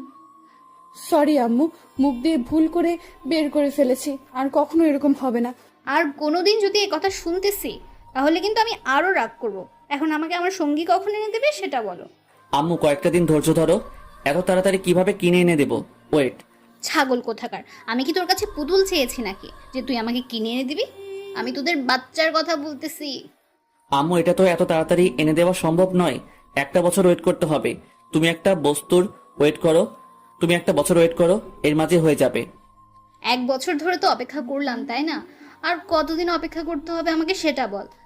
তোমার বৌমা তো ছোট বাচ্চা, এখন কি তার সন্তান লালন পালন করার বয়স হয়েছে? খবরদার কখনো আমাকে ভুল করেও ছোট বাচ্চা বলবেন না। নিজে পারে না, অন্যের উপর দোষ চাপিয়ে দেয়। চুপ থাকো তো, বেশি বকবক করিও না। চুপচাপ শুয়ে থাকো, একটা কথা বলবা না। আমি এখানে বসে আছি সোফার উপর, বিছানার উপর বসে না যে শুয়ে পড়বো। হয়েছে, আমার আর বোঝাতে হবে না। এখন নিজেই চুপচাপ এখানে বসে থাকার, আমার সাথে কথা বলতে হবে না। যাও, কথা আছে আমার সাথে বলো, আমার সাথে কথা বলতে হবে না। এখন আমাকে ঝাড়ি মারতেছেন? আমি না হলে তো একটু আগে মরে যেতেন। এখন আমি জীবন বাঁচালাম, কোথায় ধন্যবাদ দেবেন তা না করে এখন দিচ্ছে ঝাড়ি। দেখো আম্মু, আমাকে কিন্তু এভাবে খোঁটা মারলে আমি একদিন এই বাসা থেকে চলে যাব, আর কখনোই বাসায় ফিরে আসবো না। মনে রাখো। রাত 12টা বাজতে আর 5 মিনিট বাকি আছে। এখন তোমরা দুজন তোমাদের মুখটা বন্ধ রেখে চুপচাপ শুধু অপেক্ষা করো। আম্মু, তোমাকে একদম টেনশন করতে হবে না, তুমি নিশ্চিন্তে থাকো, কিচ্ছু হবে না। চুপ থাকো তো, এখন কথা শুনতে ইচ্ছা করতেছে না। প্লিজ কেউ আমার কথা কিছু মনে করবা না। দুজনে এখন চুপ থাকো। আমি শুধু ভাবতে চাচ্ছি, আর কিছু না। আম্মুর কথা শুনে আমরা চুপ হয়ে গেলাম। শুধু আমাদের ইশারায় ঝগড়া হচ্ছে, মুখ দিয়ে কোনো কথা হচ্ছে না, কিন্তু আমাদের ঝগড়া ঠিকই চলতেছে। উনি আমাকে ভেঙচি কাটতে আসে, আমি ওনাকে বেশি কাটতেছি।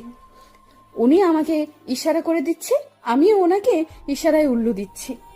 আমাদের স্বামী স্ত্রীর মাঝে যে একটা সম্মান আছে সেটা অন্য লেভেলের, কিন্তু যখন আমরা মজার মধ্যেও ঝগড়ার মধ্যে থাকি তখন কেউ বলবে না যে আমরা স্বামী স্ত্রী এতটা ঝগড়া করতে পারি। সবাই বলবে যে আমরা বেস্ট ফ্রেন্ড। আম্মু, আমার ঘুম পাচ্ছে, আমি ঘুমাবো। গিয়ে দেখো রাত 12টা পার হয়ে গেছে। এখন আমি ঠিক আছি, তার মানে আমার কিচ্ছু হবে না।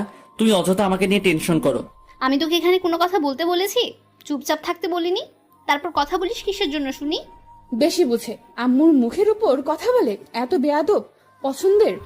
নিন, পিচের বেয়াদবিটা একটু কম করে দেখান, বুঝছেন? রাত 12টা, বড় হয়েছে কি হয়েছে, আজকে সারা রাত জেগে থাক। আমার যে খুব ঘুম পাচ্ছে, আমি এখানে তাহলে শুয়ে পড়ি, তোমরা অপেক্ষা করো। কি হয়, আমার খুব ঘুম পাচ্ছে, আমি কেন জানি চোখ দুটো মেলে থাকতে পারতেছি না। তুই কি বুঝতে পারতেছিস কিছু যে তোর সাথে সত্যি কি হচ্ছে? তোর কেন ঘুম ধরতেছে এত আজকে? আমাদের কেন ধরতেছে না? এটা স্বাভাবিক বিষয় আম্মু, ঘুম ধরবে না? রাত 12টার পর হয়ে গিয়েছে, তুমি তো জানো আমি রাত জাগতে পারি না, তার মানে আমার এখন ঘুম ধরতেছে। এখানে কোনো কাল্পনিক কিছু হচ্ছে না আমার সাথে।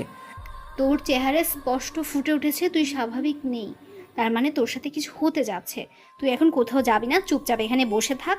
আর বোমা, তুমি মাহিনের হাত ধরে রাখো তো।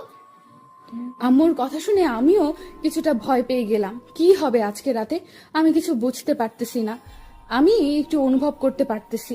যে এখানে কিছু একটা হচ্ছে। আমি দৌড়ে গিয়ে ওনার পাশে বসে ওনার হাতটা চেপে ধরে রইলাম।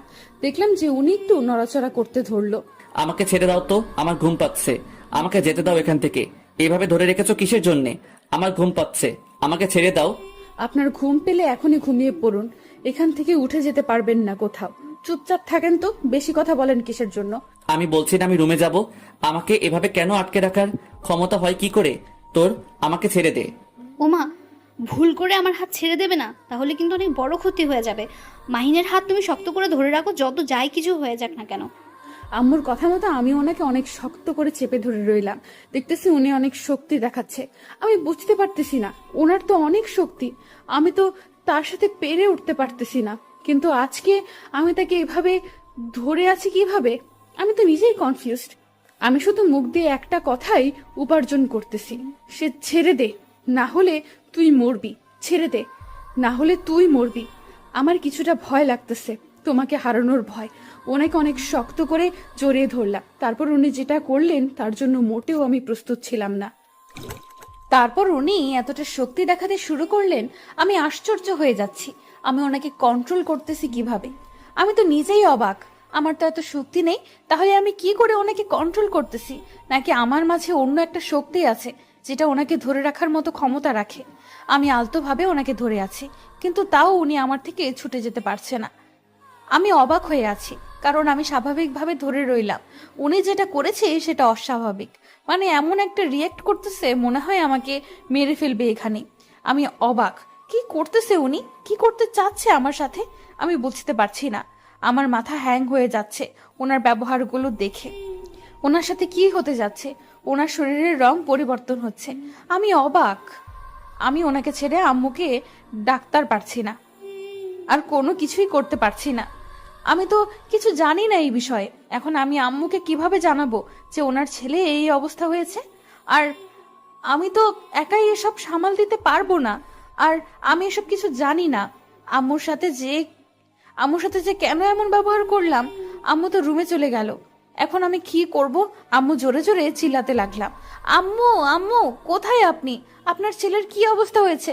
আপনি একবার এসে দেখে যান প্লিজ। আম্মু, আপনি তাড়াতাড়ি আসুন, কোথায় আছেন?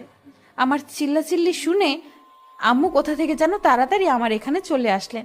এসে ওনার ছেলের এই অবস্থা দেখে উনি একটুও ভয় পেলেন না। উনি এসে পাশে বসে পড়ল। আমি অবাক। আমি যেখানে ভয় পাচ্ছি, ভয় মরে যাচ্ছি, আম্মু সেখানে স্বাভাবিক ব্যবহার করতেছে।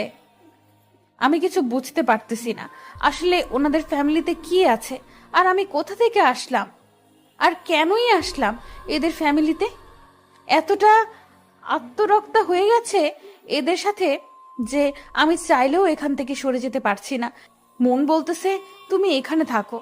আম্মু কি হচ্ছে আমি কিছুই বুঝতেছি না। ওনার হঠাৎ এরকম পরিবর্তন হচ্ছে কিসের জন্য? আর আমি ওনাকে এভাবে আর কন্ট্রোল করতে পারতেছি কিভাবে? আমি তো অবাক, কারণ আমার তো এতটা শক্তি নেই। আমি কিন্তু সব কিছু আগে ক্লিয়ার করে রেখেছিলাম যে তোমার এমন একটা শক্তি থাকবে, সেটা দিয়ে তুমি মাহিনকে কন্ট্রোল করতে পারবে। হয়তো তুমি সেই লক্ষ্মী মেয়ে যে আমার ছেলেকে কন্ট্রোল করতে পারবে। তাই তুমি মাহিনের জীবন সঙ্গী হয়ে এসেছো। এখন তুমি মাহিনকে ধরে রাখো। তুমি কোনো মতে মাহিনকে ছেড়ে দিবে না, তাহলে মাহিনকে আমরা হারিয়ে ফেলবো চিরজীবনের জন্য। আপনার কথা আমি কিছুই বুঝতে পারতেছি না। আপনি কি বলতে চান? সত্যি আমি কিছু বুঝতে পারতেছি না। আসলে আমার এখন কি করা উচিত? আমি এখন কিভাবে মাহুনকে স্বাভাবিক অবস্থায় ফিরিয়ে আনতে পারবো? আমাকে ছেড়ে দাও, আমাকে যেতে দাও। আমাকে এভাবে আটকে রেখো না, তাহলে কিন্তু ভালো হবে না। সব সময় আমাকে এভাবে জব্দ করা উচিত না। তখন নিয়ে যেতে এসেছি, তখন নিয়ে যেতে দাওনি। এখনো এসেছে, এখনো নিয়ে যেতে না দিলে আমরা তোমাদেরকে ধ্বংস করে ছেড়ে দেব। আমাদের নিয়ে যেতে দাও। তুই আমার স্বামীকে খুন করেছিস, তুই এখন এসেছিস আমার ছেলেকে নিয়ে যেতে? তোকে জুতা পেটা করবো কুত্তা। তুই আমার ছেলেকে ছেড়ে এখান থেকে চলে যা, নয়তো তোর জীবন এখান থেকে ফিরে যেতে পারবে না। শুধু আর কিছুক্ষণ থাক, তারপর দেখ। তুই যদি এখান থেকে জীবন নিয়ে ফিরে যেতে পারিস, তারপর আমাকে বলিস, তারপর আমি আমার ছেলেকে তোদের সাথে দিয়ে দেব। যা। তুই আমাকে চ্যালেঞ্জ করতেছিস? আমি তোর ছেলেকে নিয়ে যেতে পারবো না, তাই না? তোর ছেলেকে আমি নিয়ে যাব। তুই দেখ, তুই আমাকে চ্যালেঞ্জ করিস, তোর ছেলেকে আমি নিয়ে যাব। তারপর দেখ তোর কি অবস্থা করি। তোকে সহ তোর পুরো ফ্যামিলিকে আমি তো ধ্বংস করে দেব। তুই আমাকে চিনিস না, তুই আমার শক্তি সম্পর্কে অবগত না। যার জন্য তুই আমাকে এভাবে চ্যালেঞ্জ করতেছিস। যদি জানতিস তাহলে এভাবে কথা বলার সাহস পাইতি না। আম্মু উনি এসব কি ভুলভাল বকছে, আমি তো কিছুই বুঝতে পারছি না। আমার সবকিছু মাথার উপর দিয়ে যাচ্ছে। আপনি আমাকে প্লিজ কিছু একটা বুঝিয়ে বলুন, আমি যাতে করে ওনাকে খুব তাড়াতাড়ি সুস্থ করে আনতে পারি। আর কিছুক্ষণ ধৈর্য ধরো, আল্লাহর রহমতে মাহিনের কিছুক্ষণের মধ্যে তার সব শক্তি সম্পূর্ণরূপে পেয়ে যাবে। তখন দেখবে কোনো ক্ষমতা তাকে কোনো কিছুই করতে পারবে না। আর শোন কুত্তা, তুই থাক আর কিছুক্ষণ, আর বেশিক্ষণ না, আর অল্প কিছুক্ষণ তুই মায়ের সাথে থাক, তারপর ধ্বংস অনিবার্য। তুই আমাকে ভুল করেও চ্যালেঞ্জ করবি না, তাহলে কিন্তু বললাম তো তোর পুরো ফ্যামিলিকে আমি ধ্বংস করে দেব। চুপ থাকার আমাকে নিয়ে যেতে দে। তুই কি আমার সম্পর্কে কোনো কিছু অবগত আছিস নাকি নাই? নাকি আমার রূপটা তোকে দেখিয়ে দেব? ভাগ্য ভালো যদি থাকে তোর তো এখান থেকে চলে যা। আম্মুর আসল রূপ মানে আমি তো কিছুই বুঝতে পারতেছি না। আম্মুর আবার একটা গ্রুপ আছে নাকি? আমি বুঝতেছি না এখানে কি হচ্ছে। সবকিছু আমার মাথার উপর দিয়ে যাচ্ছে। একে তো আমার স্বামীর এই অবস্থা, তারপর আমার শাশুড়ি মা এসব বলতেছে। আমার তখন প্রচুর ভয় লাগা শুরু হয়ে গেল। এখন আমি কি করব? উনি যদি ওনার আসল রূপে ফিরে আসে, আমাকে যদি এখানে মেরে ফেলে গলা টিপে, তখন আমি কি করব? আমি তো ভেবে পাচ্ছি না আমার কি করা উচিত। উনি এসব কি ভুলভাল বকছে। আমার তো প্রচন্ড ভয় লাগা শুরু হয়ে গেছে। আল্লাহ আমাকে বাঁচাও এই অবস্থা থেকে, আমার স্বামীকে বাঁচাও, আমার শাশুড়ি মাকে ভালো মতো রাখার তৌফিক দান করো।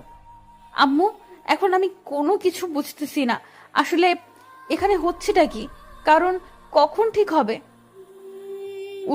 আস্তে আস্তে অবনতি হচ্ছে, কোনো উন্নতি হচ্ছে না। তুমি একদম টেনশন করবে না, কিচ্ছু হবে না মাহিনের। তুমি চুপ থাকো আর দেখে যাও।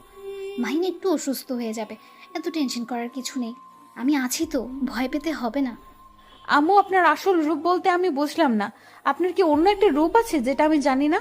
এখন বেশি কথা বলবা না, চুপ থাকো আর শোনো।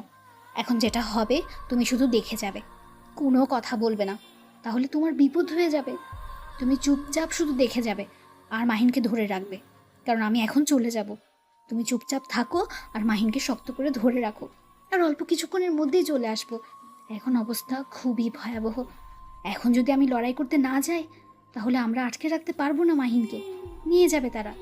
কথা বলেই আম্মু একটা রূপ ধারণ করলো, যেটা দেখে আমি ভয়ে অজ্ঞান হওয়ার অবস্থা। কিন্তু আম্মু আমাকে ধরে ফেললো, আর আমি একটু আশ্বাস পেলাম যে আম্মু আমাকে এখনো চিনতে পেরেছে, আমার কোনো ক্ষতি করবে না। কারণ ওনাকে দেখতে এতটাই ভয়ঙ্কর লাগতেছে যে কোনো মানুষ দেখলে অজ্ঞান হয়ে যাবে নিমিষের মধ্যে। আমি কিভাবে যে এখনো সজাগ আছি নিজেও জানি না, কারণ উনি আমাকে আশ্বাস দিচ্ছে আমি ঠিক থাকবো, আমার কোনো ক্ষতি করবেন না। আমাকে এভাবে শাস্তি দিচ্ছিস তুই? আমার গুরু রেডি হয়েছে, এখানে আসতেছে। তুই আর কিছুক্ষণ ধৈর্য ধর বুড়ি, তোকে আমরা শেষ করে যাব এখান থেকে। তোর গুরু আসবে আর তোর গুরু সহ তোকে শেষ করে দেব। এখন কেউ এখান থেকে বেঁচে ফিরে যেতে পারবি না, তুই আমাদের চিনিস না। তারপর আম্মু আরেকটা রূপ ধারণ করলো। আমি দেখে অজ্ঞান হয়ে যেতেও ধরে অজ্ঞান হলাম না, কিন্তু নিমিষের মাঝে মাহির অবস্থার আরো অবনতি হলে এবং একটা নতুন রূপ ধারণ করতে সে মাহিন আস্তে আস্তে আমি বুঝতে পারতেছি না হচ্ছেটা কি আমার সাথে। আমার সবকিছু গুলিয়ে যাচ্ছে। এই তো আমার গুরু চলে এসেছে। এখন দেখ বুড়ি, আমরা তোদের ফুল ফ্যামিলিকে ধ্বংস করে এখান থেকে তোর ছেলেকে নিয়ে চলে যাব, আর তুই কিছু করতে পারবি না। তুই শুধু দেখে দেখে মরবি, আর কিছু করতে পারবি না। বৌমা, আমি যদি এখানে মরেও যাই তাও তুমি মাহিনের হাত ছেড়ে দেবে না।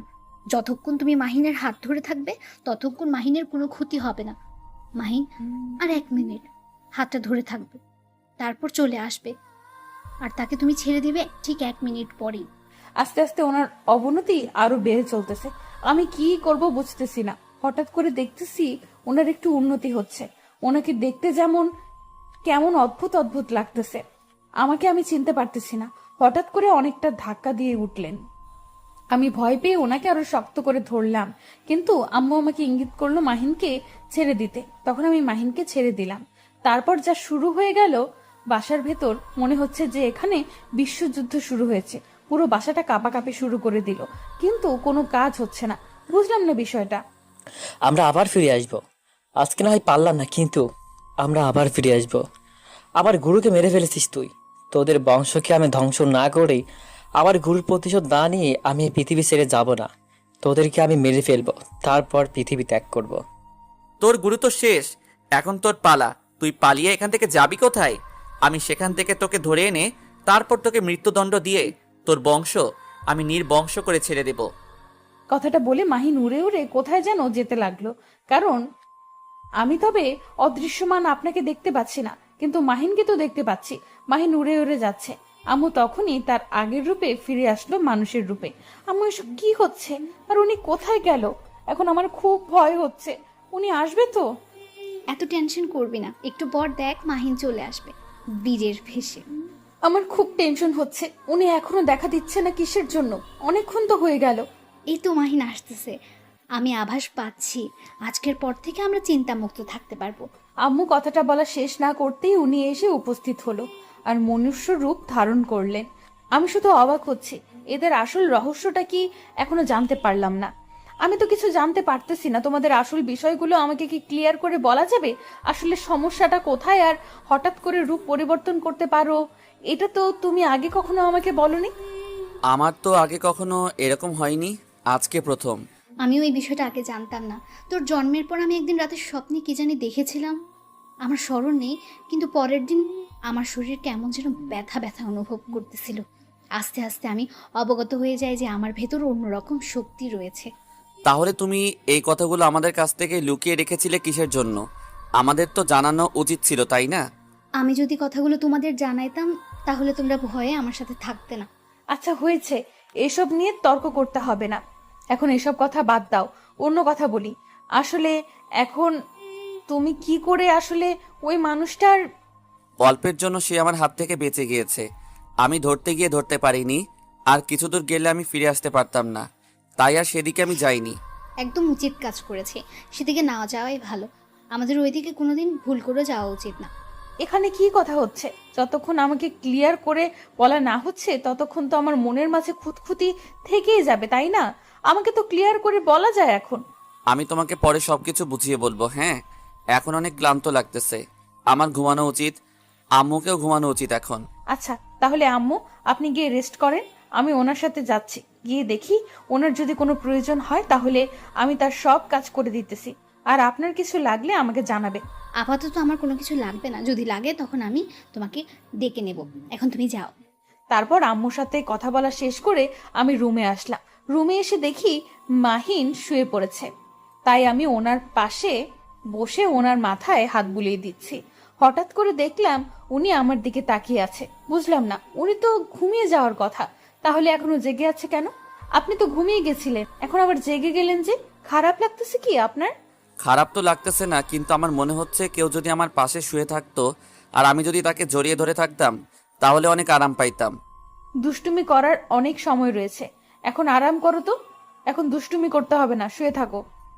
দূর, ভালো লাগে না। কই একটু শুয়ে থাকবে আমার পাশে? তা তা না, উনি উল্টা চাপাবাজি করতেছে। আচ্ছা থাকো, শুয়ে থাকতে হবে না তোমার। তুমি সব সময় আমাকে ইমোশনালি ব্ল্যাকমেল করো কিসের জন্য? এই নাও, শুয়ে পড়েছি, জড়িয়ে ধরো। এখন কেমন হবে দেখো তো? অনেক সুন্দর একটা পরিবেশ সৃষ্টি হয়ে গেল, অযথা তুমি আমার সাথে শুধু কথা বাড়িয়ে দাও। আপনার তো আবার কোনো ক্ষতি হয়ে যায়নি? আমাকে আবার না বলে শুয়ে থাকেন না, বলেন কিছু হইলে। আল্লাহর রহমতে আমার কোনো ক্ষতি হয়নি, আর আমি তাদেরকে ধ্বংস করে এসেছি, কিন্তু একজনকে ধ্বংস করতে পারিনি। তাদের রাজ্যে চলে গিয়েছে, আর আমার সেখানে প্রবেশ করা নিষেধ। যাই হোক, এখন অনেকটা তাহলে চিন্তা মুক্ত হয়ে গেলাম। আমাদের পরিবারে আর কোনো ঝুঁকি আসবে না তাহলে। আসবে না বলতে আসবে, কিন্তু অনেক দেরি আছে। কখন যে আসবে জানি না, তার জন্য আমাদের আগাম প্রস্তুতি নিয়ে থাকতে হবে। বলা তো যায় না কখন কোন পাশ থেকে আক্রমণ করে। সেটা একদম ঠিক বলেছেন। আল্লাহ তাআলার উপর ভরসা রাখবো সব সময়, তাহলে দেখবেন কোনো ক্ষতি হবে না আমাদের। হ্যাঁ, আল্লাহ তাআলার উপর ভরসা করলেই তো সব সমস্যার সমাধান চলে আসবে। আর ধৈর্য ধরতে হবে, তাহলে কোনো সমস্যা থাকবে না। আচ্ছা, অনেক গল্প হয়ে গেল, এখন শুয়ে থাকেন, ঘুমিয়ে পড়েন। আর কথা বলতে হবে না, মাথা ব্যথা করবে পরে। আমার ঘুম আসবে না। এখন আমি তোমার সাথে গল্প করার জন্য আম্মুকে তখন কথায় কথায় কাটিয়ে দিয়েছি। আম্মুকে দেখে অনেক ক্লান্ত লাগতেছে তাই। বাটপারি করার একটা সীমা আছে। আম্মুর সাথে একটু গল্প করতাম, আম্মুর মাইন্ডটা ফুরফুরে হয়ে যায় তো, তাই না? কিন্তু আম্মুকে অনেক ক্লান্ত লাগতেছে তো, তাই আম্মুকে ঘুমের জন্য আমি এই বাহানা করেছি। আম্মুকে ঘুমানো শেষ করলে তারপর কি আড্ডা দেব? তারপর ওনার সাথে গল্প করতে করতে কখন যে একজন অন্যজনকে জড়িয়ে ধরে ঘুমিয়ে পড়েছিলাম নিজেরাও বুঝতে পারিনি। একদম ঘুম ভেঙেছে সকালে। সকালে আমার ঘুম ভেঙে যায়, আর ঘুম ভেঙে যাইতেই দেখি যে উনি এখনো আমাকে জড়িয়ে ধরে আছে। আমি কোনো মতে ওনার হাতটা সরিয়ে দিতে যাব, দেখি উনি আরো শক্ত করে জড়িয়ে ধরে আছে। তার মানে এখানে এখন জেগে আছে। তাই ওনাকে ডিস্টার্ব না করে আরো কিছুক্ষণ শুয়ে রইলাম। কিন্তু অনেকক্ষণ শুয়ে থাকার পর না, আর থাকা যাবে না, কারণ সকালের জন্য কিছু তৈরি করতে হবে। আবার আজকে ঈদের দিন বলে কথা, উনি আবার নামাজে যাবে, তার আগে কিছু মিষ্টান্ন তৈরি করা যাক। তাই জোর জবরদস্তি করে বিছানা থেকে উঠে আসলাম আর ওনাকে গোসল করার জন্য বলে আসলাম। এসে দেখি আম্মু আগে ভাগেই উঠে রান্না করে ঘরে চলে এসেছে। আমি তো আম্মুকে দেখে অবাক। আম্মু এত সকালে ঘুম থেকে উঠে পড়েছে আজকে? আম্মু, আপনি এত সকাল সকাল উঠে পড়েছেন যে আজকে? আজকে তো আপনার দেরিতে ওঠার কথা। ঘুম ভেঙেছে একদম ভোরে, তাই আর পরে ঘুমাতে যায়নি, বিছানায় চলে আসলাম। ঈদের দিন একটু তো অন্যান্য আইটেম তৈরি করতে হবে, আর আইটেমগুলো তৈরি করতে এত সময় লাগে, তাই রান্না করে চলে এসেছি। কি বলেন? আপনি সেই ভোরের সময় থেকে এখনো রান্না করা আছেন? আপনি এখান থেকে চলে যান, আর বাকি আইটেমগুলো আমি তৈরি করে নিচ্ছি। আমি চলে যাব না, তুমি আমার সাথে যোগ দাও। দুজন তাড়াতাড়ি রান্নাগুলো শেষ করে তারপর বাইরে গিয়ে একটু ঘোরাফেরা করে আসবো আজকে মুক্ত বাতাসে। কথাটা একদম মন্দ বলেনি আম্মু, তুমি ঠিক বলেছ একদম। তাহলে তাড়াতাড়ি হাতাহাতি কাজগুলো শেষ করে দিই। তারপর কাজগুলো শেষ করে আমি আমার রুমে চলে গেলাম। রুমে গিয়ে দেখি উনি বিছানার সাথে মাত্র উঠে পড়েছে, আর ওনাকে খুব তাড়া দিয়ে গোসলখানায় পাঠিয়ে দিলাম। উনি গোসল করে বেরিয়ে এসে ঈদগাহ মাঠে চলে গেলেন। আর এদিকে আমি আর আমার শাশুড়ি আম্মু আমাদের হাতের যাবতীয় কাজ শেষ করে ফ্রেশ হয়ে নিলাম। এখন উনি নামাজ থেকে আসার পর খাওয়া দাওয়া শেষ করে তারপর ঘুরতে বেরোবো মুক্ত আকাশের নিচে, মুক্ত বাতাসে। তারপর বেশ কিছুক্ষণ পরে উনি নামাজ শেষ করে বাসায় চলে আসলেন আর ফ্রেশ হয়ে নিলেন। তারপর তিনজনে একসাথে বসে অনেক মজা করলাম, খাওয়া দাওয়া শেষ করলাম। তাহলে চলেন এখন বাইরে একটু হাঁটাচলা করে আসি। বিকেলে যাব, এখন গিয়ে লাভ নাই, এখন অনেক রোদ। তাহলে আপনাকে আর যেতে হবে না, আমরা যাচ্ছি, আপনি বাসায় শুয়ে থাকেন। কি বলো এসব? আমিও যাব। আমি যাব, তুমি যাব, সবাই যাব। তারপর তিনজনে বাসা থেকে বেরিয়ে পড়লাম। অনেকদিন পর আজকে মন খুলে আড্ডা দিতে যাচ্ছি। কি আনন্দ বলার বাহিরে। তিনজনে গল্প করতে করতে যাচ্ছিলাম। হঠাৎ করে একটা গাড়ি আমাদের সামনে উপস্থিত, আর গাড়িতে থাকা লোকটিকে দেখে তো আমরা অবাক। আমরা এটার জন্য কেউ কখনো প্রস্তুত ছিলাম না, কিন্তু কি আর করার, ভাগ্য তো মেনে নিতেই হবে। তারপর লোক হঠাৎ উধাও হয়ে গেলেন। আমরা বেশি কিছু চিন্তা না করে হাঁটতে লাগলাম। মাহিন তো সাথে আছে, তাহলে ভয় কিসের? আজকের মতো গল্প শেষ করে দিলাম। আবারও দেখা হবে পরের সিজনে।